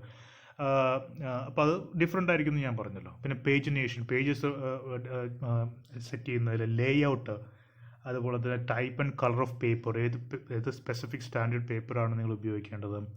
ചിലയിടത്ത് acid free paper ഉപയോഗിക്കേണ്ടി വരും, കാരണം നിങ്ങളുടെ thesis ഒരുപാട് കാലം ഒരു പ്രത്യേക രീതിയിൽ ലൈബ്രറിയിൽ സൂക്ഷിച്ചു വയ്ക്കുന്നതായിരിക്കും. അതുകൊണ്ട് അതിനു വേണ്ടി സ്പെസിഫിക് ആയിട്ടുള്ള പേപ്പേഴ്സ് നിങ്ങൾ കൊണ്ടുവരേണ്ടി വരും. അങ്ങനെ പേപ്പർ സൈസിൻ്റെ കാര്യത്തിൽ കമ്പോണൻസ് ഞാൻ പറഞ്ഞല്ലോ, നമ്മൾ നേരത്തെ കണ്ടതുപോലെ അബ്സ്ട്രാക്റ്റ്, ചാപ്റ്ററുകൾ, ബിബ്ലിയോഗ്രഫി, റെഫറൻസ്, അതിൻ്റെയൊക്കെ ഓർഡർ എങ്ങനെയായിരിക്കണം, സൈറ്റേഷൻ എങ്ങനെ കൊടുക്കണം, ഇത്തരം കാര്യങ്ങളൊക്കെ ഡിഫറെൻ്റ് ആയിട്ടുള്ള റിക്വയർമെൻറ്റ്സ് ഉണ്ട്. അപ്പോൾ നിങ്ങൾ എവിടെയാണത് സബ്മിറ്റ് ചെയ്യുന്നത് അവിടുത്തെ സ്പെസിഫിക് ആയിട്ടായിരിക്കും അതെല്ലാം നോക്കിയാണ് നിങ്ങളുടെ thesis അല്ലെങ്കിൽ ഡിസർട്ടേഷൻ എന്ത് ചെയ്യുന്നത്, അക്സെപ്റ്റ് ചെയ്യുന്നത്. Thesis committee. A thesis or a dissertation committee is a committee that supervises a student's dissertation. A student dissertation supervise ചെയ്യുന്ന കമ്മിറ്റിയാണ് നമ്മൾ thesis committee എന്ന് വിളിക്കുന്നത്. The committee members are doctors in their field. PhD ഉള്ള ആളുകളാണ് thesis members ആയിട്ട് വരുന്നത്. And have the task of reading the dissertation, making suggestions for changes and improvements and sitting in on the defense. അപ്പോൾ ഇവരുടെ പ്രധാനപ്പെട്ട ജോലി എന്ന് പറയുന്നത് തീസിസ് വായിക്കുക, അതിനകത്ത് എന്തെങ്കിലും ചേഞ്ചസ് വേണമെങ്കിൽ അത് പറയുക, സജഷൻസ് കൊടുക്കുക. മാത്രമല്ല വൈവയിൽ ഇവർ പ്രസൻ്റ് ആയിരിക്കും. നമ്മൾ in India the thesis defence is called viva voce, Latin for the by live voice, and viva in short. Involve in the viva are 2 examiners and the candidate. ഇപ്പോൾ viva എന്ന് പറയുന്നത് ഈ റിസർച്ചിൻ്റെ അടിസ്ഥാനത്തിലുള്ള ഒരു എന്താ പറയുന്നത് ചോദ്യ വേളയാണ്. അപ്പോൾ അതിനകത്ത് ധാരാളം ചോദ്യങ്ങളും മറ്റുമെല്ലാം ഉണ്ടാകും. അപ്പോൾ ഈ റിസർച്ച് ചെയ്ത ആൾ എന്ത് ചെയ്യണം, ഡിഫെൻഡ് ചെയ്യണം, ഉത്തരങ്ങൾ നൽകണം. അപ്പോൾ ആ ഒരു സെക്ഷനെയാണ് നമ്മൾ വൈവ വോസ് എന്ന് വിളിക്കുന്നത്. ഇതിനകത്തും ഈ പറയുന്ന തീസിസ് കമ്മിറ്റി മെമ്പേഴ്സ് ഉണ്ടാകും. അടുത്തത് നമുക്ക് ഓറൽ ഹിസ്റ്ററിയെക്കുറിച്ചാണ് പഠിക്കാനുള്ളത്. ഓറൽ ഹിസ്റ്ററി, വാമൊഴി ചരിത്രം. Oral history can be defined as the recording, preservation and interpretation of historical information based on the personal experiences and opinions of the speaker. ഇതാണ് oral history. Can be defined as the recording, preservation and interpretation of historical information based on the personal experiences and opinions of the speaker. അപ്പോൾ oral history എന്ന് പറയുമ്പോൾ എഴുതി വയ്ക്കപ്പെടാത്ത ചരിത്രമാണ്. നമ്മൾ ഒരു തലമുറയിൽ നിന്ന് മറ്റൊരു തലമുറയിലേക്ക് വാമൊഴിയായി വാക്കുകളിലൂടെ, പാട്ടുകളിലൂടെ, കൃഷി അറിവുകളിലൂടെ, ആചാരങ്ങളിലൂടെ, വിശ്വാസങ്ങളിലൂടെയൊക്കെ പകർന്നു കൊടുക്കുന്ന ചരിത്രമാണ് ഓറൽ ഹിസ്റ്ററി. അപ്പോൾ അത്തരം ഒരു ചരിത്രത്തെ റെക്കോർഡ് ചെയ്യുക, അതിനെ പ്രിസർവ് ചെയ്യുക, അതിനെ വ്യാഖ്യാനിക്കുക, ഇൻ്റർപ്രറ്റ് ചെയ്യുക, ഇതിനെയൊക്കെ നമ്മൾ ഓറൽ ഹിസ്റ്ററി ട്രഡീഷൻ എന്നാണ് പറയുന്നത്. It may take the form of eyewitness evidence about the past. It can include folklore, myths, songs and stories passed down over the years by word of mouth. അത് വളരെ important ആണ്. Word of mouth, ആളുകളിൽ പറഞ്ഞ് കേട്ടാണ് അടുത്ത തലമുറ പഠിക്കുന്നത്. അപ്പോൾ ഒരു തലമുറയിൽ നിന്ന് അടുത്ത തലമുറയിലേക്ക് അത് എഴുതി വെച്ച് വായിച്ചു പഠിച്ചല്ല പോകുന്നത്, മറിച്ച് അത് കേട്ടാണ് പഠിക്കുന്നത്. അപ്പോൾ ഇവിടെ ദൃക്സാക്ഷികളുടെ വിവരണം, അതുപോലെ തന്നെ നാടൻ പാട്ടുകൾ, കലകൾ, ഐതിഹ്യങ്ങൾ, പാട്ടുകളൊക്കെ, കഥകൾ, കെട്ടുകഥകൾ, ഇതൊക്കെ ഈ ഓറൽ ഹിസ്റ്ററിയുടെ ഭാഗമാണ്. Oral history can give a voice to individuals and groups who are sometimes marginalized in conventional histories. The working classes, women, and ethnic minorities, for instance, ഇവരൊക്കെ കൺവെൻഷണൽ ചരിത്രം എഴുത്ത് അതിൻ്റെയൊക്കെ പുറത്ത് നിൽക്കുന്ന ആൾക്കാരാണ്. ഈ വർക്കിംഗ് ക്ലാസ്, അതുപോലെ തന്നെ സ്ത്രീകൾ, എത്നിക് മൈനോറിറ്റീസ് എല്ലാം, അവർക്കെല്ലാം ഒരു റോള്, അവരുടേതായിട്ടുള്ള ചരിത്രം എഴുതാനും അത് റെക്കോർഡ് ചെയ്യാനും പ്രിസർവ് ചെയ്യാനും ഇൻ്റർപ്രറ്റ് ചെയ്യാനുമുള്ള ഒരു അവസരം ഓറൽ ഹിസ്റ്ററിയിൽ ലഭിക്കുന്നുണ്ട്. It can provide new information, alternative explanations and different insights which are potentially of enormous value. ഒരുപാട് മൂല്യമുള്ള ധാരാളം അറിവുകൾ ഇങ്ങനെയുള്ള ഓറൽ ഹിസ്റ്ററിയുടെ ഭാഗമായിട്ട് നമുക്ക് കണ്ടെത്താൻ സാധിക്കും. ലോക്കൽ ഹിസ്റ്ററി, പ്രാദേശിക ചരിത്രം. Local history is the study of history in a geographically local context, and it often concentrates on the local community. It incorporates cultural and social aspects of history. ഒരു വളരെ ചെറിയ ഒരു പ്രദേശത്തിൻ്റെ ചരിത്രം, അതിൻ്റെ ഒരു ചെറിയ ലോക്കൽ ജോഗ്രഫിക്കലി വളരെ ചെറുതായിട്ടുള്ള ഒരു സ്ഥലത്തിൽ കോൺസെൻട്രേറ്റ് ചെയ്യുന്ന അതിലേക്ക് ചുരുങ്ങിയിട്ടുള്ള ചരിത്രമാണ് ലോക്കൽ ഹിസ്റ്ററി എന്ന് നമ്മൾ വിളിക്കുന്നത്. ഒരു ലോക്കൽ കമ്മ്യൂണിറ്റിയുടെ, ഒരു സമുദായത്തിൻ്റെ, ഒരു ഗ്രൂപ്പിൻ്റെയൊക്കെ ചരിത്രമായിരിക്കും. It incorporates cultural and social aspects of history. ചരിത്രത്തിൻ്റെ ആ ഒരു പ്രത്യേക പ്രദേശത്തിൻ്റെ സാംസ്കാരികവും സാമ്പത്തികവും സാമൂഹികവും അതുപോലെ തന്നെ മറ്റ് ആചാരപരവുമായിട്ടുള്ള എല്ലാം ഉൾക്കൊള്ളുന്ന വളരെ ചെറിയ ഒരു ജോഗ്രഫിക്കൽ ഏരിയയുടെ ചരിത്രത്തെയാണ് നമ്മൾ ലോക്കൽ ഹിസ്റ്ററി എന്ന് വിളിക്കുന്നത്. Local history is often documented by local historical societies or groups that form to preserve a local historic building or other historic site. സാധാരണ ലോക്കൽ ഹിസ്റ്ററി റെക്കോർഡ് ചെയ്യുന്നതും അതിനെ പ്രിസർവ് ചെയ്യുന്നതും ഒക്കെ ഒരു പ്രത്യേക സ്ഥലത്ത് കാണുന്ന അവിടുത്തെ ആളുകളുടെ ഒരു ഗ്രൂപ്പോ ഒരു ക്ലബ്ബോ ഒക്കെ ചേർന്നായിരിക്കും അവരുടെ നാട്ടിൻപുറത്തോ അല്ലെങ്കിൽ അവരുടെ ചുറ്റുവട്ടത്തോ ഉള്ള ഒരു പ്രത്യേക ചരിത്ര പ്രാധാന്യമുള്ള ഒരു സ്ഥലമോ അല്ലെങ്കിൽ അങ്ങനെ ഒരു പ്രദേശമോ ഉണ്ടെങ്കിൽ അതുമായി ബന്ധപ്പെട്ട കാര്യങ്ങളൊക്കെ കണ്ടുപിടിക്കുകയും അതിനെ പ്രിസർവ് ചെയ്യാൻ ശ്രമിക്കുകയും ചെയ്യുന്നത് യൂഷ്വലി അങ്ങനെയാണ് സംഭവിക്കാറ്. Many works of local history are compiled by amateur historians working independently or archivists employed by various organizations. പലപ്പോഴും അമച്വർ ആയിട്ടുള്ള പ്രൊഫഷണൽസ് അല്ലാത്ത അമച്വർ ഹിസ്റ്റോറിയൻസ് ആണ്. പലപ്പോഴും അവരുടെ ഒരു പാർട്ട് ടൈം ഇൻട്രസ്റ്റ് പോലെയൊക്കെ വരുന്ന ധാരാളം ചരിത്രകാരന്മാരുണ്ട്. അവരായിരിക്കും പലപ്പോഴും ലോക്കൽ ഹിസ്റ്ററിയിലൊക്കെ ഇൻട്രസ്റ്റഡ് ആയിട്ടുള്ള ആളുകൾ. Many local histories are recorded as oral tales or stories and so are more vulnerable than more well-known issues. പലപ്പോഴും വളരെ വൾണറബിൾ ആയിട്ടുള്ള സൈറ്റ്സും മറ്റുമൊക്കെ ആയിരിക്കും ഇത്. അപ്പോൾ ഇതിൻ്റെ ഒരു സിസ്റ്റമാറ്റിക് ആൻഡ് ഓർഗനൈസ്ഡ് പ്രിസർവേഷനും റെക്കോർഡിംഗ് ഒക്കെ നടക്കുന്നത് വളരെ വിരളമായിട്ടായിരിക്കും. So it's much more vulnerable. മാത്രമല്ല ഇങ്ങനെ നിലനിൽക്കുന്ന ഓറൽ ഹിസ്റ്ററി അത് പലപ്പോഴും കഥകളിലൂടെയും മറ്റ് കേട്ടറിവുകളിലൂടെയൊക്കെ ആയിരിക്കും അടുത്ത തലമുറയിലേക്ക് പോകുന്നുണ്ടാകുക. അതുകൊണ്ട് എല്ലായ്പ്പോഴും അത് ഒരേപോലെ തന്നെ അടുത്ത തലമുറകളിലേക്ക് അത് എത്തപ്പെടണമെന്നില്ല. എവിടെയെങ്കിലും വെച്ച് അത് മുറിഞ്ഞു പോകാൻ സാധ്യതയുണ്ട്. സോ ഇറ്റ്സ് വെരി വളരെയധികം വൾണറബിൾ ആണ് ഈ ലോക്കൽ ഹിസ്റ്ററി. സോ അതിൻ്റെ പ്രിസർവേഷനും റെക്കോർഡിംഗ് ഒക്കെ വളരെ ഇമ്പോർട്ടൻ്റ് ആണ്.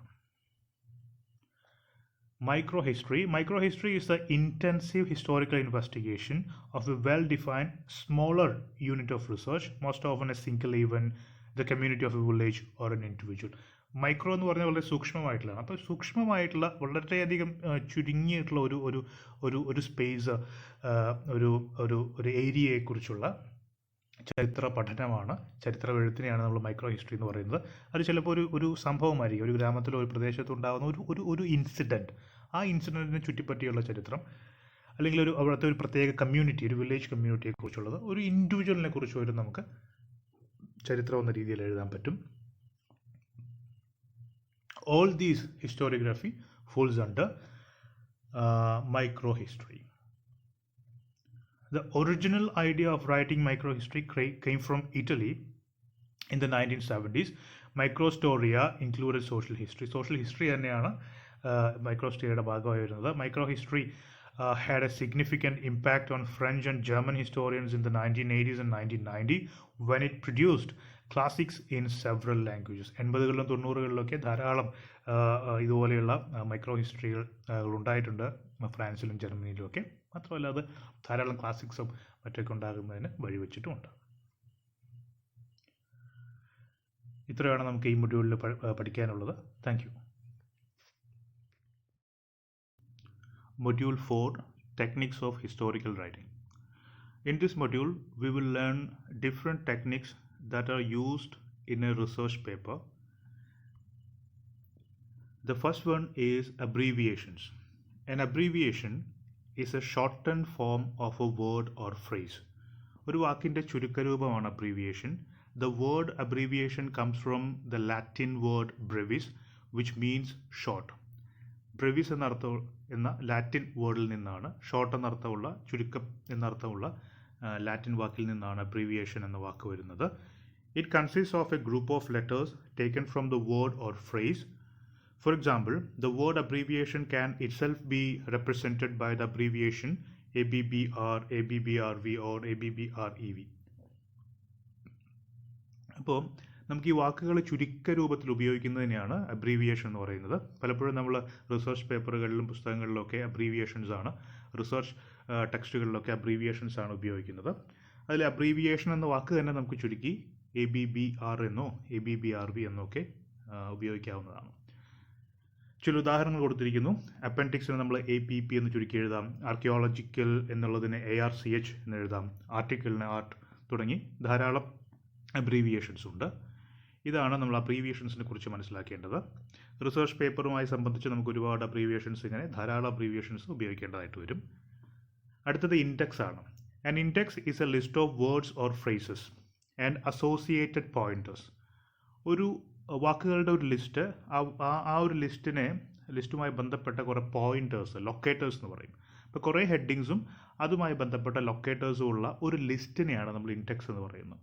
An index is a list of words or phrases or headings and associated pointers or locators to where useful material relating to that heading can be found in a document or on a page. ഒരു ഡോക്യുമെൻറ്റിലോ ഒരു പേജിലോ നമുക്ക് ആവശ്യമുള്ള ഒരു പ്രത്യേക പോയിന്റിനെ, ഒരു പ്രത്യേക വിവരണത്തെ വളരെ പെട്ടെന്ന് മനസ്സിലാക്കാൻ, കണ്ടെത്താൻ വേണ്ടി നമ്മളെ സഹായിക്കുന്ന ഒരു ലിസ്റ്റ് ആണ് ഇൻഡെക്സ്. താഴെ ഒരു ചിത്രം കൊടുത്തിട്ടുണ്ട്. അതിനകത്ത് you can see an example of an index. So in that ഏറ്റവും ആദ്യം നിങ്ങൾക്ക് വായിക്കാം, ക്ലിൻറ്റൺ ബിൽ 676, 678, 714 എന്നിങ്ങനെ കോമയിട്ട് എഴുതിയിട്ടുണ്ട്. എന്താണ് ഇതിനർത്ഥം? ഒരു പുസ്തകത്തിനകത്തുള്ള ഒരു ഇൻഡെക്സ് പേജാണ് നിങ്ങൾ ഈ കാണുന്നത്. ഇതിനർത്ഥം മറ്റൊന്നുമല്ല, ഈ പുസ്തകത്തിലെ 676, 678, 714 എന്നീ പേജുകളിൽ ബിൽ ക്ലിൻറ്റനെ കുറിച്ചുള്ള പരാമർശമുണ്ട്.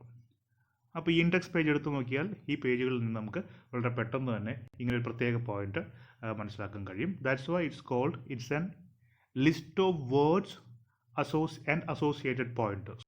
വേർഡ്സോ ഫ്രേസസോ ഉണ്ടാവും, അതിനോട് അസോസിയേറ്റഡ് ആയിട്ടുള്ള ഒരു പോയിന്റർ ഉണ്ടാവും, ലൊക്കേറ്റർ എന്ന് പറയാം. അതെന്താണ്? ആ പേജ് നമ്പറാണ്. ഇതാണ് ഇൻഡെക്സിനെ കുറിച്ച് നമ്മൾ മനസ്സിലാക്കേണ്ടത്. അടുത്തത് നോട്ട്സ് ആണ്. നോട്ട്സും ഇതുപോലെ നമ്മൾ റിസർച്ച് പേപ്പറിൽ, പുസ്തകങ്ങളിലൊക്കെ നമ്മൾ ധാരാളം കാണുന്നതാണ്. Notes within a paper or notes within a paper are used to clarify or expand on a point made. ഒരു പ്രത്യേക പോയിന്റ് ഒരു പുസ്തകത്തിനകത്തോ റിസർച്ച് പേപ്പറിനകത്തോ നമ്മൾ പറഞ്ഞിട്ടുണ്ട്.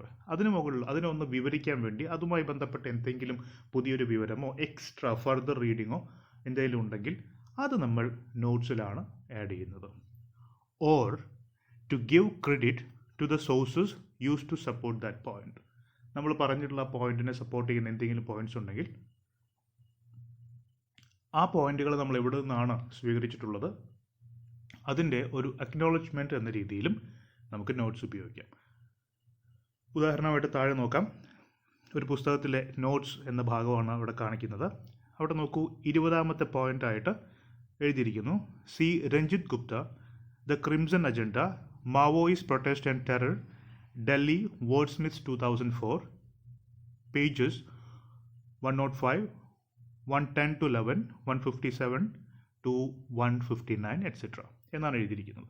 ഇങ്ങനൊരു പുസ്തകത്തിൽ ഒരു നോട്ട്സിൻ്റെ ഭാഗം കണ്ട് നമ്മൾ മനസ്സിലാക്കേണ്ടത് എന്താണ്? ഒരു റിസർച്ച് പേപ്പറിൽ നമ്മളിങ്ങനെ കാണുകയാണെങ്കിൽ നമ്മൾ മനസ്സിലാക്കേണ്ടത് ഈ 20ാമത് ആയിട്ട് ഈ പുസ്തകത്തിനകത്ത് പറഞ്ഞിട്ടുള്ള ഒരു പോയിന്റ്, ഒരു ഫാക്റ്റ്, അതിൻ്റെ ഫർദർ റീഡിങ്ങോ അല്ലെങ്കിൽ അതുമായി ബന്ധപ്പെട്ട് എന്തെങ്കിലും ക്രെഡിറ്റോ ഉണ്ടെങ്കിൽ മനസ്സിലാക്കണമെങ്കിൽ ഈ പുസ്തകം രഞ്ജിത്ത് ഗുപ്ത എന്ന് പറയുന്ന എഴുത്തുകാരൻ്റെ the crimson agenda, Maoist protest and terror എന്ന് പറയുന്ന ഡൽഹിയിൽ വേർഡ്സ്മിത്സ് പബ്ലിഷേഴ്സ് പബ്ലിഷ് ചെയ്ത 2004 പബ്ലിഷ് ചെയ്ത ഈ പുസ്തകത്തിലെ ഈ പറയുന്ന പേജുകൾ ഏതൊക്കെയാണ്? പേജുകൾ 105, 110, 11, 157, 58, 59 എന്നീ പേജുകൾ വായിച്ചാൽ ഈ പറയുന്ന പോയിന്റ് മനസ്സിലാകും.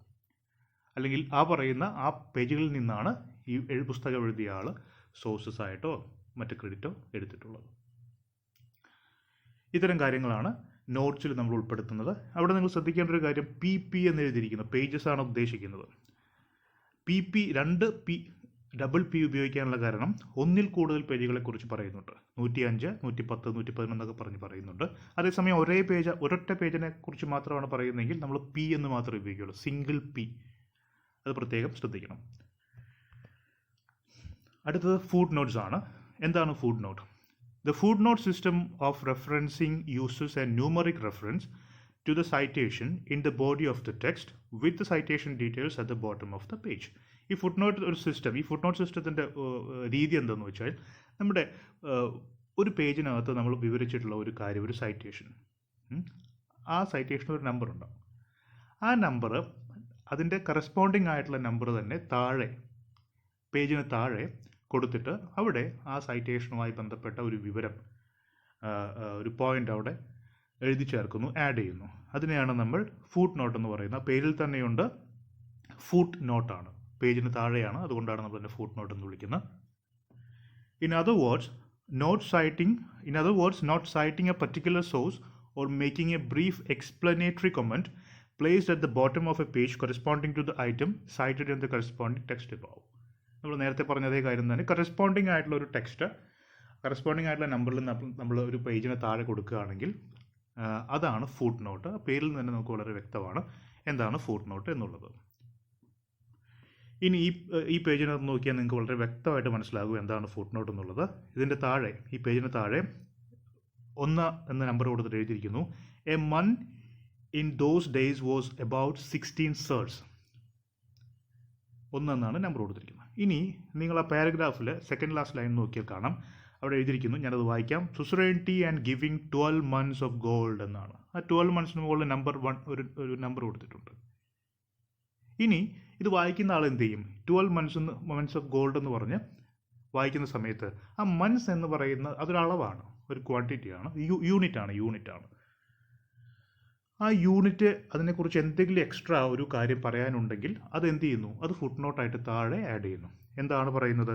A month in those days was about 16 സേർസ്. 16 സേർസ് ചേർന്നാണ് അന്ന് ഒരു മന്ത് എന്ന അളവ് യൂണിറ്റായിട്ട് ഉപയോഗിച്ചിരുന്നത്. അപ്പോൾ നമ്മൾ നേരത്തെ പറഞ്ഞ കാര്യം ഒന്നുകൂടി വ്യക്തമായി. ഈ പുസ്തകത്തിൻ്റെ പേജിനകത്ത്, ടെക്സ്റ്റിനകത്ത് നമ്മൾ കൊടുത്തിട്ടുള്ള എന്തെങ്കിലും ഒരു വിവരം, അതിൻ്റെ എക്സ്ട്രാ എന്തെങ്കിലും ഒരു സൈറ്റേഷനോ മറ്റോ നമുക്ക് കൊടുക്കണമെന്നുണ്ടെങ്കിൽ നമ്മൾ എന്ത് ചെയ്യും? അത് ഫുട് നോട്ടായിട്ട് താഴെ ചേർക്കും. നമ്പറും ഒരേപോലെയാണ്, അതാണ് കറസ്പോണ്ടിങ് നമ്പർ എന്ന് നമ്മൾ പറഞ്ഞത്. 1 ഇവിടെ കൊടുത്തിട്ടുള്ളത്, താഴെയും 1 എന്നാണ് നമ്പർ കൊടുത്തിട്ടുള്ളത്. ഇനി advantages of using footnotes. Footnotes ഉപയോഗിക്കുന്നതിനുള്ള ഗുണങ്ങൾ എന്തൊക്കെയാണ്? അതിൻ്റെ ഗുണങ്ങൾ നമുക്ക് വായിക്കാം. Readers interested in identifying the source or note can quickly glance down the page to find what they are looking for. വായിക്കുന്ന ആളുകൾക്ക് വളരെ പെട്ടെന്ന് ഈ കാര്യം മനസ്സിലാവും. അതായത് ഒരു നോട്ട് താഴെയുണ്ട്, അതേ പേജിൽ തന്നെയാണ് കൊടുത്തിട്ടുള്ളത്. അതേ പേജിൽ തന്നെ കൊടുക്കുന്നതുകൊണ്ട് മറിച്ച് അങ്ങോട്ടും ഇങ്ങോട്ടൊന്നും മറിച്ച് നോക്കേണ്ട ആവശ്യമില്ല. വളരെ പെട്ടെന്ന് തന്നെ ഒരു ക്വിക്ക് ഗ്ലാൻസിൽ തന്നെ കാര്യങ്ങൾ മനസ്സിലാവും. It allows the reader to immediately link the footnote to the subject of the text without having to take the time to find the note at the back of the paper. നമ്മൾ നേരത്തെ പറഞ്ഞതിൻ്റെ ഒരു extra കാര്യം തന്നെയാണ്. പുസ്തകത്തിൻ്റെ പുറകിലോ മറ്റോ ഒക്കെയാണ് ഈ പറയുന്ന എക്സ്ട്രാ വിവരം കൊടുത്തിട്ടുള്ളതെങ്കിൽ അത്രയും പേജുകളൊക്കെ മറിച്ച് നോക്കണം. ഇതാകുമ്പോൾ അതിൻ്റെ ആവശ്യമൊന്നുമില്ല. നേരെ എന്ത് ചെയ്യാം, പുസ്തകത്തിന് പേജിന് താഴെ തന്നെ നമുക്ക് വിവരം കിട്ടും. അതൊരു അഡ്വാൻറ്റേജ് ആണ്. Footnotes are automatically included when printing of specific pages. നമുക്കറിയാം ഇന്നത്തെ സമയത്ത് ഓട്ടോമാറ്റിക്കായിട്ട് തന്നെ നമ്മൾ എന്ത് ചെയ്യുന്നുണ്ട്, ഈ ഫുട് നോട്ട്സ് എല്ലാം ഇൻക്ലൂഡ് ചെയ്യുന്നുണ്ട്. മാത്രമല്ല നിങ്ങൾ വേർഡ് പോലെയുള്ള വിൻഡോസ് വേർഡ് പോലെയുള്ള ആപ്ലിക്കേഷൻസ് ഒക്കെ ഉപയോഗിക്കുന്ന സമയത്ത് നമ്മൾ റിസർച്ച് പേപ്പറോ മറ്റോ എഴുതുന്ന സമയത്ത് തന്നെ പ്രത്യേകം ഒരു ഫുട് നോട്ട് തയ്യാറാക്കി നമ്മൾ ടൈപ്പ് ചെയ്ത് കൊടുക്കുകയൊന്നും വേണ്ട. അതിനുള്ള സംവിധാനങ്ങളൊക്കെ അതിനകത്ത് തന്നെയുണ്ട്. വളരെ എളുപ്പത്തിൽ തന്നെ നമുക്കത് ചെയ്യാൻ പറ്റും. Disadvantages of using footnotes. ഇനി ഫുട് നോട്ട്സ് ഉപയോഗിക്കുന്നതുമായി ബന്ധപ്പെട്ട് എന്തെങ്കിലും ഡിസ്അഡ്വാൻറ്റേജസ് ഉണ്ടോ എന്ന് നോക്കാം. അതിലൊന്ന്, footnotes can clutter up the page and thus negatively impact the overall look of the page. Footnotes ഒരുപാട് ആകുമ്പോൾ, ഇപ്പോൾ നമ്മൾ നേരത്തെ കണ്ട ഉദാഹരണത്തിൽ ഒരു ചെറിയ ലൈനാണ് ഫുട്നോട്ടായിട്ട് കണ്ടത്. എല്ലായ്പ്പോഴും അങ്ങനെ തന്നെ ആവണമെന്നില്ല. ഇപ്പോൾ footnotes can clutter up the page. ഒരുപാട് ഫുട്നോട്ട്സ് വന്നു കഴിഞ്ഞാൽ ധാരാളം ഒരു ക്ലട്ടർ ഫീലിംഗ് ഉണ്ടാകും. If the footnotes are lengthy, there is a risk they could dominate the page, although this issue is considered acceptable in legal scholarship. നമ്മൾ നേരത്തെ കണ്ടതുപോലെ വളരെ ചെറിയ ഒരു ഫുട് നോട്ടിന് പകരം വളരെ ലെങ്തി ആയിട്ടുള്ള ഒരു ഫുട് നോട്ട് ആണെങ്കിൽ പലപ്പോഴും എന്ത് ചെയ്യും, ഫുട് നോട്ട് എടുക്കുന്ന അത്രയും സ്ഥലം കൂടി വരും. മാത്രമല്ല ഫുട് നോട്ട് ഒരു പേജിനെ ഡോമിനേറ്റ് ചെയ്യുന്ന പോലെയാവും. സാധാരണ ലീഗൽ ഡോക്യുമെൻറ്റ്സിലൊന്നും അത് വലിയ പ്രശ്നമല്ലാതെ ആക്സെപ്റ്റ് ചെയ്യുന്നതാണ്. അപ്പോൾ അങ്ങനെ ഒരു പ്രശ്നം കൂടി വളരെ ലെങ്തി ആയിട്ടുള്ള ഫുട് നോട്ട്സ് വരുമ്പോൾ ഉണ്ടാകാറുണ്ട്. അടുത്തത് എൻഡ് നോട്ടാണ്. എന്താണ് endnote? Note citing a particular source or making a brief explanatory comment placed at the end of a research paper and arranged sequentially in relation to where the reference appears in the paper. പേര് സൂചിപ്പിക്കുന്ന പോലെ end not എൻഡിലാണ്. ഒരു പുസ്തകത്തിൻ്റെ അല്ലെങ്കിൽ research പേപ്പറിൻ്റെ അവസാനമാണ് നമ്മൾ end not ചേർക്കുന്നത്.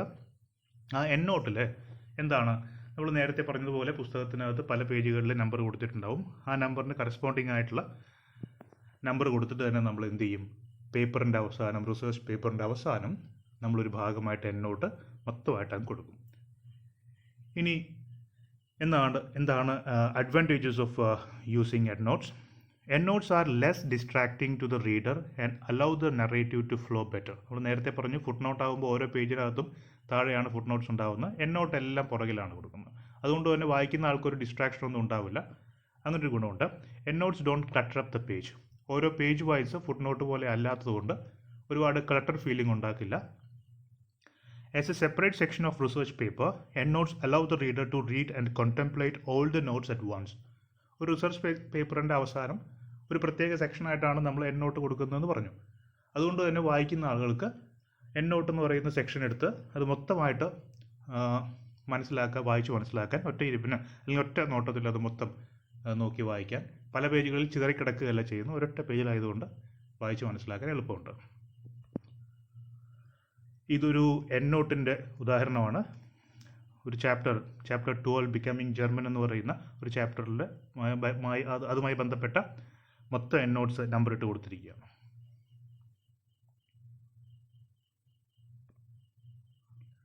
ഇനി disadvantages of using end notes.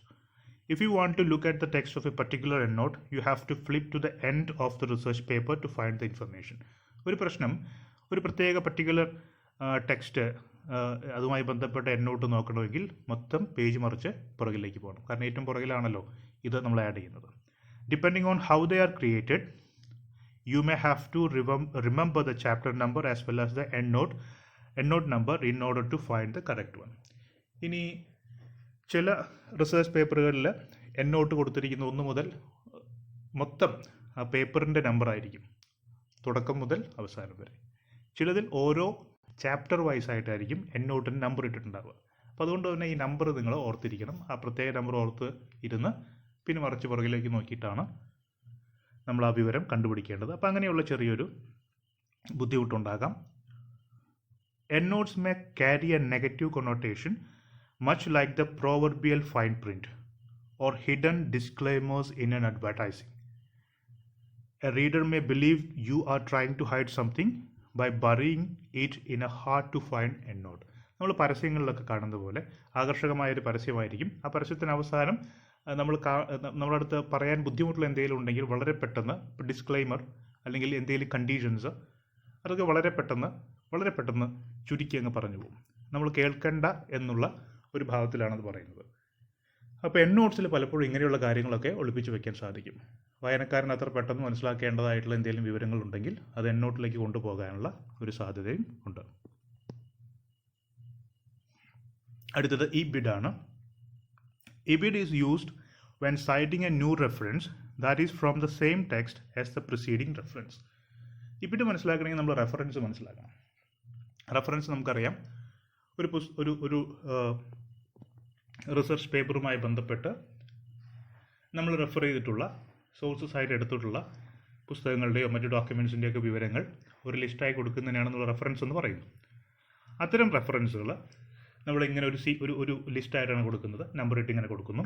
ആ സമയത്ത് നിങ്ങൾ ഒന്നാമത്തെ നമ്പർ, ഫസ്റ്റ് നമ്പർ, അതിലൊരു റെഫറൻസ് കൊടുക്കുന്നു.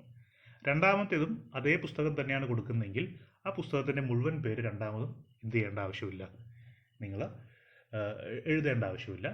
മറിച്ച് അവിടെ ഇബിഡ് യൂസ് ചെയ്താൽ മതി. അതുകൊണ്ടാണ് ibid is used when citing a new reference that is from the same text as the preceding reference. In the first reference to the text give the full details of the source and use ibid for the second. കേട്ടോ, ആദ്യത്തെ റെഫറൻസിൽ മുഴുവൻ പേരും കൊടുക്കുക. പിന്നെ വരുന്ന സമയത്ത് തൊട്ടടുത്ത് തന്നെ അത് തന്നെയാണ് വീണ്ടും വരുന്നതെങ്കിൽ ഇബിഡ് കൊടുത്താൽ മതി.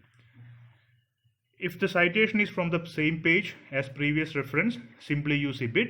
If it is from a different page, use ibid plus page number. നമ്മൾ നേരത്തെ കൊടുത്ത റെഫറൻസിലെ അതേ പേജ് തന്നെയാണ് രണ്ടാമതും നിങ്ങൾ റെഫറൻസായി കൊടുക്കുന്നതെങ്കിൽ ഇബിഡ് മാത്രം കൊടുത്താൽ മതി.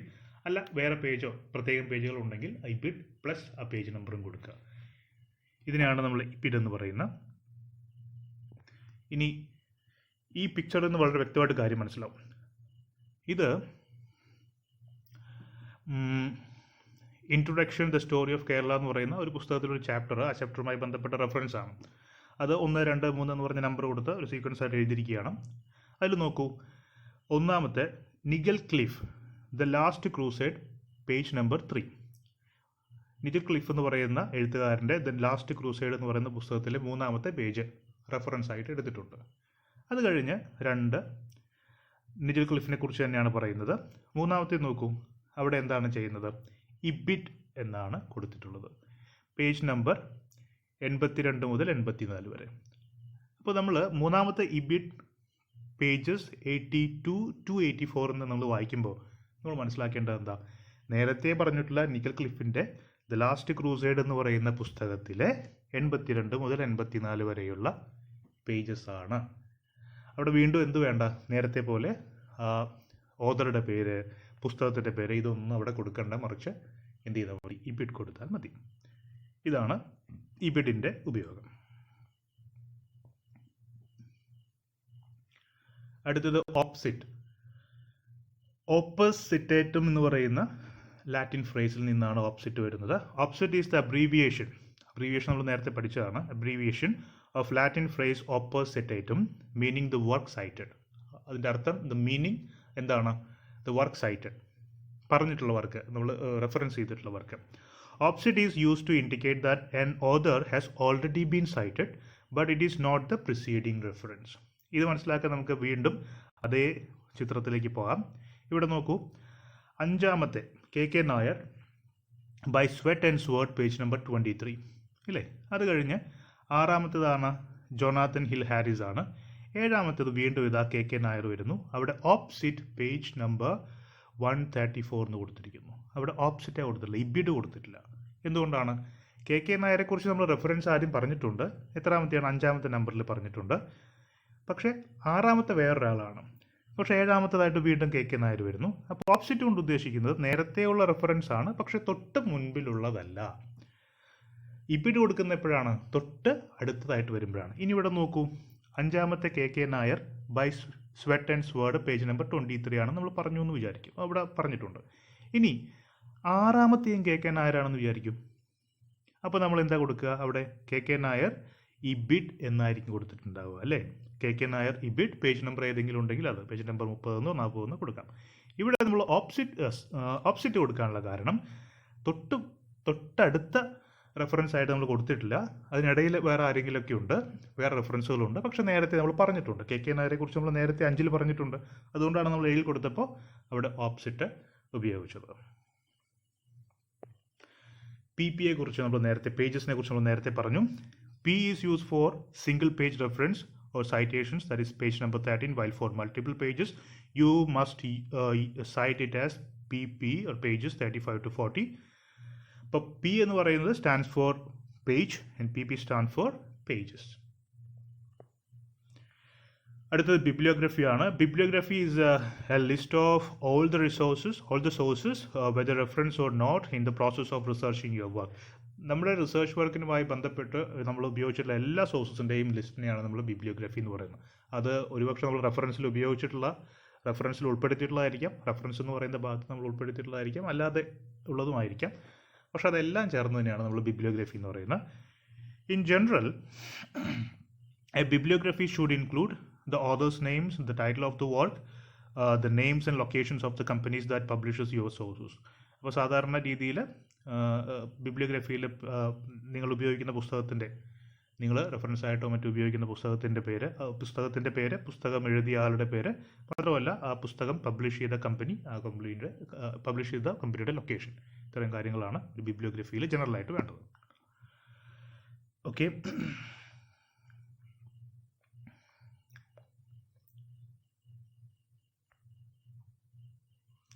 ഇനി സ്റ്റൈൽസ് ഓഫ് ബിബ്ലിയോഗ്രഫി നോക്കാം. അതിൽ ബേസിക് ആയിട്ടുള്ള ഡയറക്ഷൻസ് എന്താണ് നമ്മൾ നോക്കുന്നത്. ഒന്ന്, ഒരു ബിബ്ലിയോഗ്രഫി എഴുതുന്ന സമയത്ത് നമ്മൾ ശ്രദ്ധിക്കേണ്ട കാര്യങ്ങളാണ്. ഒന്ന്, primary and secondary sources should be listed in separate sections. Each section should be labelled primary sources or secondary sources. Journal articles and encyclopedia articles should be listed with secondary sources, and do not list each genre separately. അപ്പോൾ primary and secondary sources എന്ന് പറഞ്ഞ് നമുക്ക് ബിബ്ലിയോഗ്രഫിയിൽ നമുക്ക് primary സോഴ്സസും secondary സോഴ്സസും ഉണ്ടാകുമല്ലോ.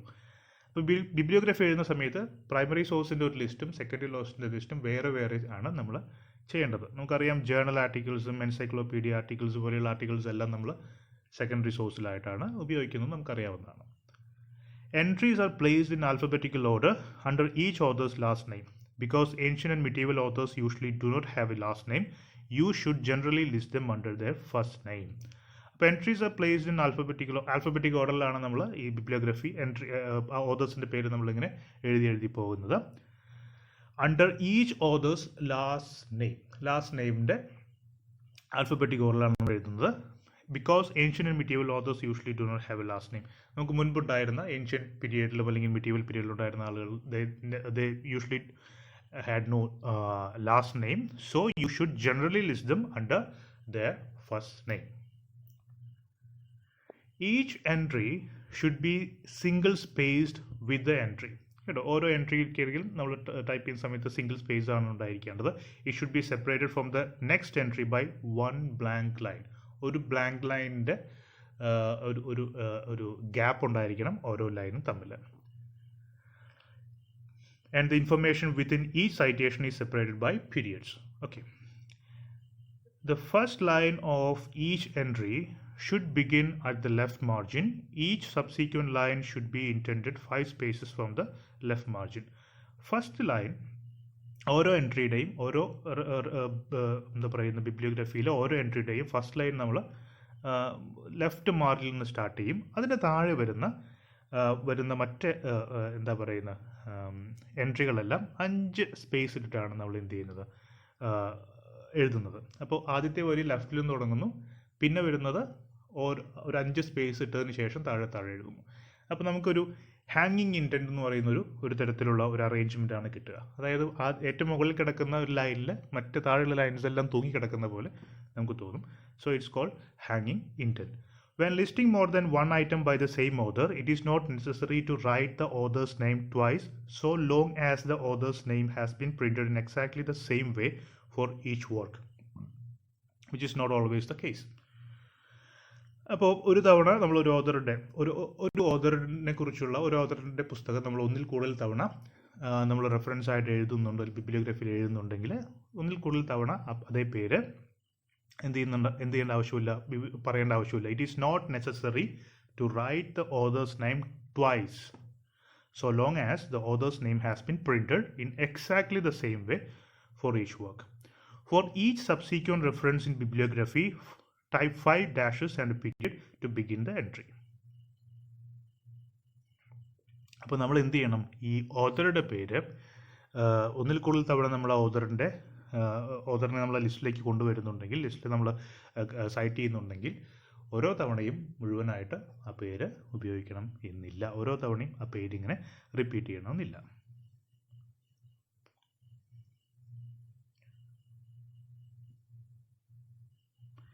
ഒരു ഉദാഹരണം നമുക്ക് വളരെ പെട്ടെന്ന് മനസ്സിലാകാൻ വേണ്ടിയിട്ട് നോക്കാം. ഒരു ബിബ്ലിയോഗ്രഫി എൻട്രിയാണ് ഈ കാണുന്നത്. അതിൽ നോക്കൂ, Agarwal A and Sivaramakrishnan K, social nature, resources, representations and rule in India. Social nature, resources, representations and rule in India, Delhi 2000 എന്ന് പറയുന്ന ഒരു രീതിയിൽ ഒരു എൻട്രി കൊടുത്തിട്ടുണ്ട്. തൊട്ട് താഴെ കൂടി നമുക്ക് നോക്കാം. Bhattacharya DK, ecology and social formation in Asian history, KP Bagchi and company, Calcutta 1990. ഇതൊരു ബിബ്ലിയോഗ്രഫി എൻട്രിയാണ്. ഇപ്പോൾ നമ്മൾ നേരത്തെ പറഞ്ഞു നോക്കൂ, DK ഭട്ടാചാര്യ എന്നല്ല നമ്മൾ കൊടുത്തിട്ടുള്ളത്, ഭട്ടാചാര്യ DK എന്നുള്ളതാണ്. അതുകൊണ്ടാണ് നമ്മൾ പറഞ്ഞല്ലോ ലാസ്റ്റ് നെയിം നമ്മൾ കൊടുക്കുന്ന കാര്യം, അല്ലെങ്കിൽ ആ പേരിലാണ് നമ്മൾ എന്ത് ചെയ്യുന്നത്, ആൽഫബറ്റിക് ഓർഡറിൽ കൊടുക്കുന്നത്. അപ്പോൾ അഗർവാൾ, ഭട്ടാചാര്യ എന്നൊക്കെ പറഞ്ഞ് താഴോട്ട് പോകുന്നത് കണ്ടു. പിന്നെ ecology and social formation ancient history, അതാണ് പുസ്തകത്തിൻ്റെ പേര്. നമ്മൾ പിന്നെ പറഞ്ഞു. അപ്പോൾ ഓഥറുടെ പേരായി, ടൈറ്റിലായി, പുസ്തകത്തിൻ്റെ ടൈറ്റിലായി. പിന്നെ എന്താ വേണ്ടത്, പബ്ലിഷറും ലൊക്കേഷനും വേണമെന്ന് പറഞ്ഞു. KP ബാഗ്ചി ആൻഡ് കമ്പനിയാണ് പബ്ലിഷർ, കൽക്കട്ട ആണ് പബ്ലിഷറുടെ സ്ഥലം, 1990 ആണ് ഇയർ, പബ്ലിഷിംഗ് ഇയർ. ഇനി അടുത്തത് നമുക്ക് മനസ്സിലാക്കാനുള്ള അപ്പൻഡിക്സ് ആണ്. അപ്പൻഡിസസ്. An appendix or appendices, ഒന്നിനെയാണ് നമ്മൾ അപ്പൻഡിക്സ് എന്ന് പറയുന്നത്. ഒന്നിൽ കൂടുതലുണ്ടെങ്കിൽ നമ്മൾ അതിന് അപ്പൻഡിസസ് എന്ന് പറയും. So an appendix or appendices is information that is not essential to explain your findings in the essay or report that you have written. However, this information may support your analysis and validate your conclusions. Appendix നമ്മൾ add ചെയ്യുന്നത്, അപ്പൻഡിക്സിൽ നമ്മൾ കൊടുക്കുന്ന വിവരങ്ങൾ that may not be essential to explain your findings in the paper. നമ്മളുടെ പേപ്പറിനകത്ത് നമ്മൾ പറയുന്ന ഗവേഷണ പ്രബന്ധത്തിൽ നമ്മൾ പറയുന്ന കാര്യം എക്സ്പ്ലെയിൻ ചെയ്യാൻ വളരെ അത്യാവശ്യമായിട്ടുള്ള ഒരു കാര്യമായിരിക്കണമെന്നില്ല നമ്മൾ അപ്പൻഡിക്സിൽ ചേർക്കുന്നത്. അപ്പോൾ വളരെ അത്യാവശ്യമല്ലാത്ത എന്തെങ്കിലും എക്സ്ട്രാ പോയിന്റ് ഉണ്ടെങ്കിൽ you can add that in appendix നമുക്കത് ആഡ് ചെയ്യാം. അപ്പൻഡിക്സിൻ്റെ മറ്റൊരു കാര്യം എന്താണെന്ന് വെച്ചാൽ, ആ ആഡ് ചെയ്യുന്ന കാര്യം നമുക്ക് it may support your argument. It is helpful to support your argument. At the same time, it is not essential. അത്യാവശ്യമാണെന്നുള്ള ഒരു വിവരമാണെന്നില്ല, പക്ഷേ അത് it may support your argument. Some of the items may have been written by yourself or printed or photocopied from elsewhere, so there are special rules that you must follow. അപ്പൻഡിക്സസിനകത്ത് ഒരുപക്ഷെ നമ്മൾ തന്നെ type ചെയ്യുന്ന കാര്യമായിരിക്കും. നമ്മുടെ തന്നെ ഒരു കണ്ടെത്തലായിട്ട് നമുക്ക് അപ്പൻഡിക്സിനകത്ത് add ചെയ്യാം, അല്ലെങ്കിൽ മറ്റൊരു സോഴ്സ് ആയിട്ട് തന്നെ നമുക്ക് അപ്പൻഡിക്സിനകത്ത് ആഡ് ചെയ്യാവുന്നതാണ്. അപ്പൻഡിക്സ് എന്ന് പറയുമ്പോൾ നമ്മൾ പറയുന്ന കാര്യം, നമ്മൾ റിസർച്ച് പേപ്പറിനകത്ത് നമ്മൾ ആർഗ്യൂ ചെയ്യുന്നൊരു കാര്യത്തെ സപ്പോർട്ട് ചെയ്യാവുന്ന ഒരു എവിഡൻസോ ഒരു സ്റ്റേറ്റ്മെൻറ്റോ ഒക്കെ ആയിരിക്കും. പക്ഷേ അത് എസെൻഷ്യൽ ആവണമെന്നില്ല, അത് ഒഴിച്ചുകൂടാനാവാത്ത ഒന്ന് എന്ന രീതിയിലല്ല അതിന് നമ്മൾ കാണുന്നത്. അത്തരം ഇൻഫർമേഷൻസ് ആണ് നമ്മൾ ഇവിടെ ആഡ് ചെയ്യുന്നത്, അപ്പൻഡിക്സിൽ ആഡ് ചെയ്യുന്നത്. വെൻ ടു യൂസ് അപ്പൻഡിക്സസ്, എപ്പോഴാണ് അപ്പൻഡിക്സ് ഉപയോഗിക്കേണ്ടത്? Appendix may be use for helpful supporting or essential material that would otherwise clutter, break up or be distracting to the text. നമ്മുടെ മെയിൻ ടെക്സ്റ്റിനകത്ത് നമ്മൾ ഉപയോഗിക്കുകയാണെങ്കിൽ വളരെയധികം ഡിസ്ട്രാക്ഷനും അനാവശ്യമായിട്ടുള്ള സ്ഥലം ഉപയോഗിക്കുകയൊക്കെ ചെയ്യുന്ന രീതിയിലുള്ള എന്തെങ്കിലും സ്റ്റേറ്റ്മെൻറ്റോ സപ്പോർട്ടിങ് എവിഡൻസോ ഉണ്ടെങ്കിൽ നിങ്ങൾക്ക് അത് മെയിൻ ടെക്സ്റ്റിൽ ആഡ് ചെയ്യണമെന്നില്ല. You can put that in to appendix. Okay, നിങ്ങൾക്ക് അത് അപ്പൻഡിക്സിലിടാം. Other people's work in the appendix will be referred to. Example C appendix 3 not quoted. Example using short or long quotes from the appendix. അപ്പൻഡിക്സിനകത്ത് എന്തെങ്കിലും നമ്മൾ add ചെയ്തിട്ടുണ്ട്, നമ്മുടെ main ടെക്സ്റ്റിനകത്ത് നമുക്ക് എന്ത് ചെയ്യാം, നമുക്ക് എന്ത് ആഡ് ചെയ്യാം, സി അപ്പൻഡിക്സ് 3 നമ്മൾ എഴുതി വരുന്ന സമയത്ത് സി അപ്പൻഡിക്സ് 3 എന്ന് പറഞ്ഞ് എഴുതി നമ്മളവിടെ പ്രിൻറ്റ് ചെയ്യുകയാണെങ്കിൽ അത് വായിക്കുന്ന ആൾക്ക് അപ്പൻഡിക്സിൽ പോയി, അപ്പൻഡിക്സിന് നമ്പർ ഉണ്ടോ 1, 2, 3 നമ്പർ ഉണ്ടെങ്കിൽ ആ അപ്പൻഡിക്സിൽ പോയിട്ട് അതിൻ്റെ ഫർദർ ഇൻഫർമേഷൻ അതിനെ സപ്പോർട്ട് ചെയ്യുന്ന സ്റ്റേറ്റ്മെൻറ്റ് ഉണ്ടെങ്കിൽ അത് വായിച്ച് മനസ്സിലാക്കാവുന്നതാണ്. Appendices must be referred to in the body of the text. For example details of questionnaire are given in the appendix B on page 23.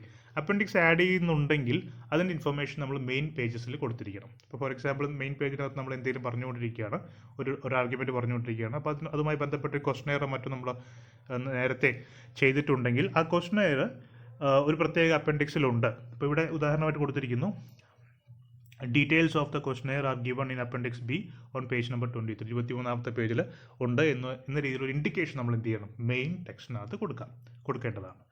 അപ്പൻഡിക്സസ് are not included in the word count. മൊത്തം word count ഉണ്ടല്ലോ, പലപ്പോഴും പല research പേപ്പറിനും minimum word counts ഉണ്ടാകും. അപ്പോൾ ഇത്ര word count, ഇത്ര വാക്കുകളിലാണ് എഴുതേണ്ടത് എന്നൊക്കെ ഉണ്ടാകും. അപ്പോൾ അപ്പൻഡിക്സസിനകത്ത് വരുന്ന വാക്കുകൾ മൊത്തം നമ്മൾ വേർഡ് കൗണ്ട് കണക്ക് കൂട്ടുന്ന സമയത്ത് അതിനകത്ത് എന്ത് ചെയ്യാറില്ല, ആഡ് ചെയ്യാറില്ല.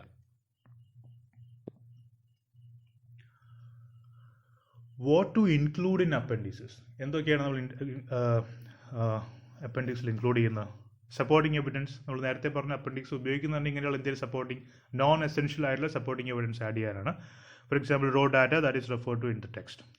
Contributory facts, specialised data, raw data appear in the appendix but summarised data appear in the body of the text. അപ്പോൾ ഇപ്പം നമുക്ക് ഏതെങ്കിലും ഒരു പോപ്പുലേഷൻ ഡാറ്റയോ മറ്റോ എന്തെങ്കിലുമൊക്കെ ഉണ്ടെന്ന് വിചാരിക്കും, സെൻസസ് ഡാറ്റ പോലെയുള്ളത്. അപ്പോൾ അതിനെക്കുറിച്ച് നമ്മൾ മെയിൻ ടെക്സ്റ്റിൽ പറഞ്ഞിട്ടുണ്ട്.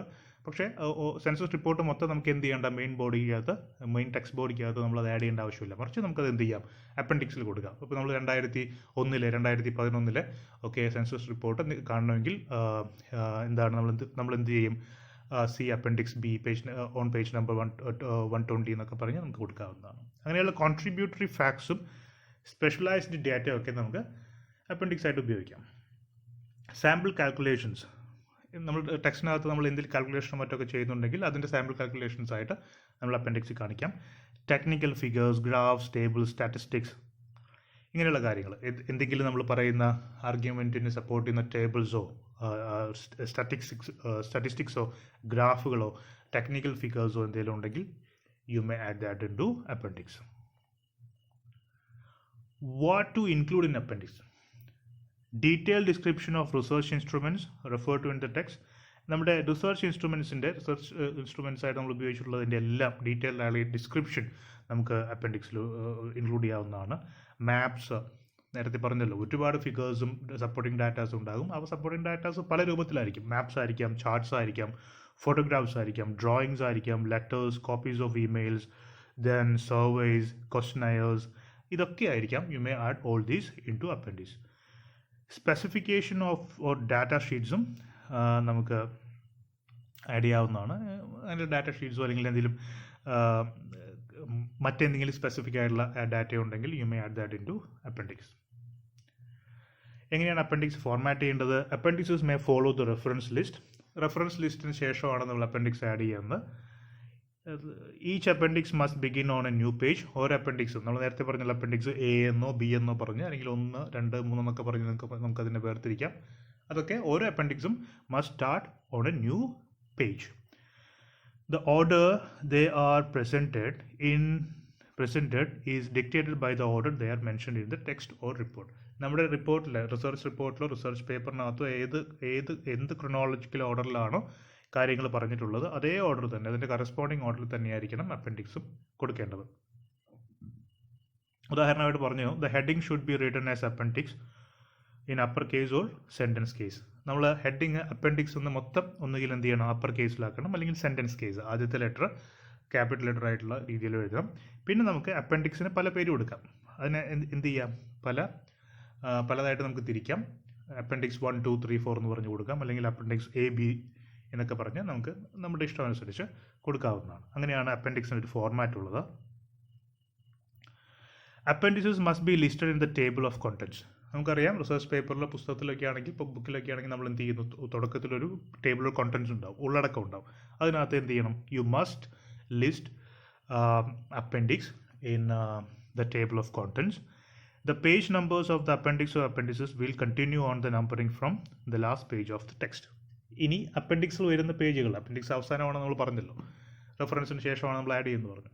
അപ്പോൾ അപ്പൻഡിക്സുകൾ വരുന്ന പേജുകളുടെ നമ്പർ എന്താണ്, നമ്മൾ പുസ്തകത്തിൻ്റെ പേജ് അല്ലെങ്കിൽ റിസർച്ച് പേപ്പറിൻ്റെ പേജ് തുടങ്ങുന്ന അതേപോലെ തന്നെ പേപ്പർ കഴിയുന്ന മറ്റ് അഡീഷൻസ് എല്ലാം ഉള്ളതുപോലെ അതിനെയാണ് ഫോളോ ചെയ്യേണ്ടത്. ഒരൊറ്റ നമ്പറിംഗ് സിസ്റ്റമാണ് വേണ്ടത്. ഇവിടെ നമ്മൾ കാണുന്നത് ഒരു അപ്പൻഡിക്സ് ആണ്.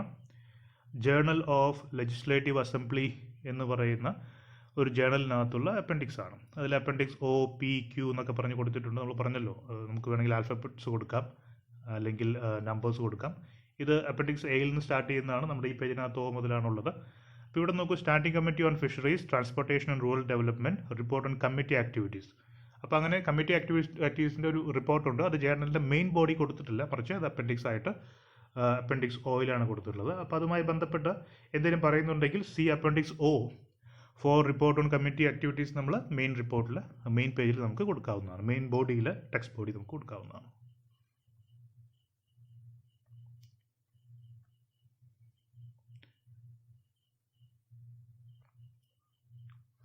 അടുത്തത് ചാർട്ട്സ് ആണ്.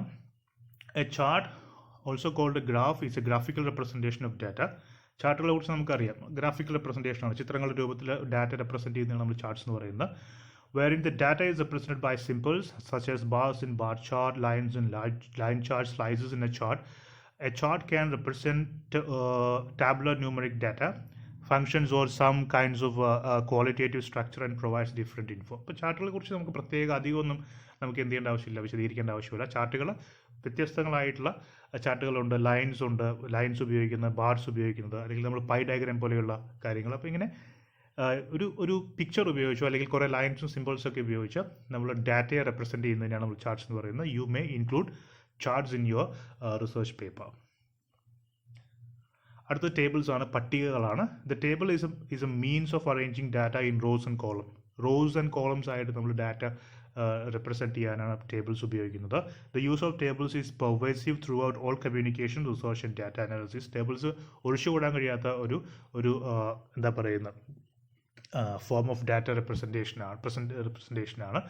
The precise conventions and terminology for describing tables varies different on different contexts. പലതരത്തിലുള്ള ഡിഫറെൻറ്റ് ടെർമിനോളജീസ് ഉണ്ട്, ഒരുപാട് സ്പെസിഫിക്കേഷൻസ് ഉണ്ട്. ഇപ്പോൾ ടേബിൾസിന് അതിൻ്റേതായിട്ടുള്ള സ്പെസിഫിക്കേഷൻസ് ഒക്കെ പല രീതിയിൽ വാരിങ് സ്പെസിഫിക്കേഷൻസ് ഉപയോഗിക്കുന്നുണ്ട്. Further, tables differ significantly in variety, structure, flexibility, notation, representation, and use. In books and technical articles, tables are typically presented apart from the main text in numbered and captioned floating blocks. അപ്പോൾ പല തരത്തിലുള്ള tables ഉണ്ട്. വെറൈറ്റിയിൽ സ്ട്രക്ചറിൻ്റെ different ഉണ്ട്, flexibility, notation, representation, നമുക്കറിയാവുന്നതാണ്. ധാരാളം രീതിയിലുള്ള tables നമുക്ക് ഉണ്ടാക്കാവുന്നതാണ്. അപ്പോൾ ടേബിളിൻ്റെ സ്ട്രക്ചറും അത് ഡാറ്റ റെപ്രസെൻറ്റ് ചെയ്യുന്ന രീതിയും ഒക്കെ ഡിഫറെൻ്റ് ആയിരിക്കും. A diagram is a symbolic representation of information according to some visualization technique. Okay, visualize ചെയ്യുന്ന രീതിയിൽ ആളുകൾക്ക് ഒരുപാട് സിമ്പിൾസും മറ്റുമെല്ലാം ഡ്രോയിങ്സ് എല്ലാം ഉപയോഗിച്ചുകൊണ്ട് നമുക്ക് ഡാറ്റ റെപ്രസെൻറ്റ് ചെയ്യാൻ ഉപയോഗിക്കുന്ന ഒരു മാർഗത്തെയാണ് നമ്മൾ ഡയഗ്രംസ് എന്ന് വിളിക്കുന്നത്. Diagrams have been use since ancient times but became more prevalent during the Enlightenment. പുരാതന കാലം തൊട്ട് തന്നെ ഇങ്ങനെ ഡയഗ്രംസ് ആളുകൾക്ക് നമുക്ക് വളരെ പെട്ടെന്ന് ആളുകൾക്ക് ഡാറ്റ മനസ്സിലാകാനും മനസ്സിനകത്ത് അത് എന്താ പറയുന്നത് പെട്ടെന്ന് കുറേ സമയം നമുക്ക് ഓർത്ത് വയ്ക്കാനും കഴിയുന്നത് ഇങ്ങനെ ഡയഗ്രംസിൻ്റെ രൂപത്തിലേക്കാകുമ്പോഴാണ്. പെട്ടെന്ന് നമുക്ക് ക്യാച്ച് ചെയ്യാൻ പറ്റും. The word graph is sometimes use as A synonym for diagram. Diagram graph എന്ന് പറയുന്ന രണ്ട് വാക്കുകൾ അങ്ങോട്ടും ഇങ്ങോട്ടും ഇൻ്റർചേഞ്ചബിളി ആളുകൾ യൂസ് ചെയ്യുന്നുണ്ട്. Photos. A photograph or photo is an image created by light falling on a light sensitive surface. നമുക്കറിയാം photographs ധാരാളമായിട്ട് ഇപ്പോൾ നമുക്ക് റിസർച്ചുമായി ബന്ധപ്പെട്ട് ഉപയോഗിക്കാവുന്നതാണ്. ഇപ്പോൾ ഇത് ഒരുപാട് ഇപ്പോൾ ഡിജിറ്റൽ യുഗത്തിലേക്ക് വന്നപ്പോൾ നമുക്ക് പഴയ ഫിലിം പോലെയുള്ള സംഗതികളൊന്നും ആവശ്യമില്ല. ഇപ്പോൾ നമുക്ക് ഡിജിറ്റൽ ആയിട്ട് ഫോട്ടോ എടുക്കാം, ഫോട്ടോ സൂക്ഷിക്കാം, ഫോട്ടോ ഡിജിറ്റലായിട്ട് തന്നെ നമുക്ക് അതിനെ പല രീതിയിൽ എഡിറ്റ് ചെയ്യുകയും മറ്റുമൊക്കെ ചെയ്യാം. അപ്പോൾ ധാരാളം ഫോട്ടോസ് ഇതുപോലെ പലപ്പോഴും പല സൈറ്റുകളുടെയും പല ആർട്ടിഫാക്ട്സിൻ്റെ ഒക്കെ ഫോട്ടോസും മറ്റുമൊക്കെ നമുക്ക് എന്ത് ചെയ്യേണ്ടി വരും, എടുത്ത് നമ്മുടെ റിസർച്ചുമായി ബന്ധപ്പെട്ട് അത് നമുക്ക് ആഡ് ചെയ്യേണ്ടി വരും. മാപ്സ് ഇതുപോലെ തന്നെ ഉപയോഗിക്കാം. Maps can be an important source of primary information for historic investigation. ഇപ്പം നോർമൻ ത്രോവർ എന്ന് പറയുന്ന ഒരു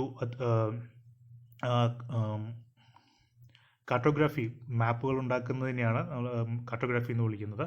ഹിസ്റ്ററി ഓഫ് കാർട്ടോഗ്രാഫിയുടെ കാര്യത്തിൽ ഒരു സ്കോളറായിട്ടുള്ള നോർമൻ ത്രോവർ മാപ്പിനെ കുറിച്ച് പറയുന്നത് ഇങ്ങനെയാണ്: a representation usually on a plain surface of all part of the earth or some other body showing a group of features in terms of their relative size and position. അതാണ് മാപ്പ്. നമുക്കറിയാം ഭൂമിയിൽ അതിൻ്റെ relative സൈസും പൊസിഷനും ഒക്കെ കാണിക്കുന്ന ഒരു പരന്ന പ്രതലത്തിൽ നമ്മൾ വരച്ചുണ്ടാക്കുന്നതിനെയാണ് നമ്മൾ കറസ്പോണ്ടിങ് ആയിട്ടുള്ള ലോഞ്ചിറ്റ്യൂഡും ലാറ്റിറ്റ്യൂഡും എല്ലാം നമ്മൾ സ്കെയിൽ വെച്ച് റെഡ്യൂസ് ചെയ്തിട്ടാണ് നമ്മളൊരു മാപ്പ് ഉണ്ടാക്കുന്നത്. നമുക്കറിയാവുന്നതാണ്. നമുക്ക് തീർച്ചയായിട്ടും ഹിസ്റ്റോറിക്കൽ റൈറ്റിങ്ങിൽ വളരെ ഇമ്പോർട്ടൻ്റ് ആണ് മാപ്സ്, ഒരു സംശയമില്ല. ഗ്ലോസറി എന്താണെന്ന് നോക്കാം. A glossary, also known as a vocabulary or clavis, is an alphabetical list of terms in a particular domain of knowledge with the definition for those terms. Glossary എന്ന് പറയുന്നത് ഏതെങ്കിലും ഒരു പ്രത്യേക വിഷയവുമായി ബന്ധപ്പെട്ടുള്ള വാക്കുകൾ, ആ വാക്കുകളുടെ അർത്ഥം, ഒരു പ്രത്യേക ടേം, അതിൻ്റെ അർത്ഥം എന്താണ്, അപ്പോൾ ആ ടേമും അതിൻ്റെ അർത്ഥവും ഒരു ലിസ്റ്റായി കൊടുക്കുന്നതിനാണ് നമ്മൾ ഗ്ലോസറി എന്ന് വിളിക്കുന്നത്. അതും റിസർച്ച് പേപ്പറിലും മറ്റുമൊക്കെ നമ്മൾ ആഡ് ചെയ്യാറുണ്ട്. Traditionally, a glossary appears at the end of a book and includes terms within that book that are either newly introduced, uncommon or specialized. പുതുതായിട്ടുള്ളൊരു വാക്ക്, അല്ലെങ്കിൽ അധികം ആളുകൾക്ക് കേട്ട് പരിചയമില്ലാത്ത, അധികം പോപ്പുലറൈസ്ഡ് അല്ലാത്തൊരു വാക്ക്, അല്ലെങ്കിൽ ഇപ്പോൾ ഉപയോഗത്തിലില്ലാത്ത, ഈ കണ്ടംപററി ടൈമിൽ ഉപയോഗത്തിലില്ലാത്ത ഒരു ഓൾഡ് അല്ലെങ്കിൽ ഒരു ഒബ്സൊല്യൂട്ട് ആയിട്ടുള്ള ഒരു വേർഡ്, ഇതിൻ്റെയൊക്കെ അർത്ഥം നമ്മൾ ഇങ്ങനെ ഗ്ലോസറിയിൽ ആഡ് ചെയ്യാറുണ്ട്. While glossaries are most commonly associated with non-fiction books, in some cases fiction novels may come with a glossary for unfamiliar terms. സാധാരണ ഗ്ലോസറി നോൺ ഫിക്ഷൻ ബുക്കുകളിലാണ്. ഇപ്പോൾ നമ്മുടെ ഒരു റിസർച്ച് പേപ്പറിലോ അല്ലെങ്കിൽ സയൻസ് ബുക്കുകളിലൊക്കെയാണ് കൂടുതൽ നമ്മൾ ഗ്ലോസറീസ് കാണുന്നത്. But even we can find some glossaries in fiction also. ഗ്ലോസറിയുടെ ഒരു എക്സാമ്പിളാണ് ഇവിടെ ഉള്ളത്. ഇപ്പോൾ ഒരു പുസ്തകം, actually it comes from an book that deals with the history of medieval India. Medieval ഇന്ത്യയുടെ സമയത്ത് ആ സമയത്ത് ഉപയോഗത്തിലിരുന്ന പല വാക്കുകളും ആ പുസ്തകത്തിൽ പറയുന്നുണ്ട്. അപ്പോൾ അതുകൊണ്ട് എന്ത് ചെയ്യുന്നു, ആ പുസ്തകത്തിൻ്റെ പുറകിൽ അവസാനത്തിൽ ഗ്ലോസറി എന്ന് പറയുന്ന ഒരു ലിസ്റ്റ് കൊടുത്ത് ആ വാക്കുകളിലേക്ക് അർത്ഥം കൊടുത്തിരിക്കുകയാണ്, വായനക്കാർക്ക് പെട്ടെന്ന് കാര്യങ്ങൾ മനസ്സിലാക്കാൻ. ഇപ്പോൾ ഇവിടെ അമൂദര്യ, ദ റിവർ റോക്സസ് ആണ് അമൂദര്യ എന്ന കാര്യം ഗ്ലോസറിയിൽ വായിക്കുന്ന സമയത്ത് വായനക്കാരന് മനസ്സിലാവും. Core glossary. A core glossary is A simple glossary or defining dictionary that enables definition of other concepts, especially the newcomers to a language or field of study. ഇപ്പോൾ കോർ ഗ്ലോസറി എന്ന് പറയുമ്പോൾ വളരെ ഫണ്ടമെൻ്റൽ ആയിട്ടുള്ള ideas. It's A glossary that contains the meanings of basic or fundamental ideas or concepts. Fundamental ആയിട്ടുള്ള ideas കോൺസെപ്റ്റ്സിനെ കുറിച്ച് പറയുന്നൊരു പുസ്തകമാണെങ്കിൽ അതിൻ്റെ, for example ഒരു ഇൻട്രൊഡ്യൂഷൻ, ഏതെങ്കിലും ഒരു ഗ്രാജുവേറ്റ് ലെവലിൽ ഒരു ഫിലോസഫിക്കൽ പുസ്തകമോ അല്ലെങ്കിൽ ഒരു പൊളിറ്റിക്കൽ തോട്ടിനെ കുറിച്ചുള്ള ഒരു പുസ്തകം ഉണ്ടെന്ന് വിചാരിക്കും. അപ്പോൾ കമ്മ്യൂണിസം, സോഷ്യലിസം, ഗാന്ധിസം പോലെയുള്ള, നാസിസം പോലെയുള്ള അങ്ങനെയുള്ള ഒരുപാട് ഇസംസ് ഉണ്ടല്ലോ. അപ്പോൾ അതിൻ്റെയൊക്കെ ബേസിക് ആയിട്ടുള്ള അർത്ഥം എന്താണ് ഉദ്ദേശിക്കുന്നത്, ഇതെല്ലാം ആ പുസ്തകത്തിൽ ചേർക്കുകയാണെന്ന് വിചാരിക്കുക. അങ്ങനെയാണെങ്കിൽ അതൊരു കോർ ഗ്ലോസറി ആയിട്ട് മാറും. Because it's deals with concepts and fundamental things. It contains a small working vocabulary and definitions for important or frequently encountered concepts, usually including idioms or metaphors useful in a culture. അതുപോലെ entirely different ആയിട്ടുള്ള ഒരു concept, ഒരു പുതിയ കൾച്ചറിനെ കുറിച്ചൊക്കെയുള്ള പുസ്തകമാണെങ്കിൽ you would feel it very difficult to understand the basic or fundamental terms there. So in order to help you, the author may add those words or concepts into a core glossary, describing or explaining the meaning of each term. അതിനാണ് നമ്മൾ core glossary എന്ന് പറയുന്നത്. ഇത്രയാണ് നമുക്ക് ഈ യൂണിറ്റിൽ പ്രധാനമായിട്ടും നമുക്ക് ഡിസ്കസ് ചെയ്യാനുള്ള കാര്യങ്ങൾ. നമ്മൾ ടെക്നിക്സ് ആണ്, എങ്ങനെയാണ് ഒരു റിസർച്ച് പേപ്പറിനകത്ത് ഇത്തരം ഡിഫറെൻ്റ് ആയിട്ടുള്ള സെക്ഷൻസ് കൊണ്ടുവരേണ്ടത് എന്നുള്ള കാര്യങ്ങളെക്കുറിച്ചാണ് നമ്മൾ ഡിസ്കസ് ചെയ്തത്. ഇത്രയാണ് ഇതിനകത്ത് പറയാനുള്ളത്. Thank you.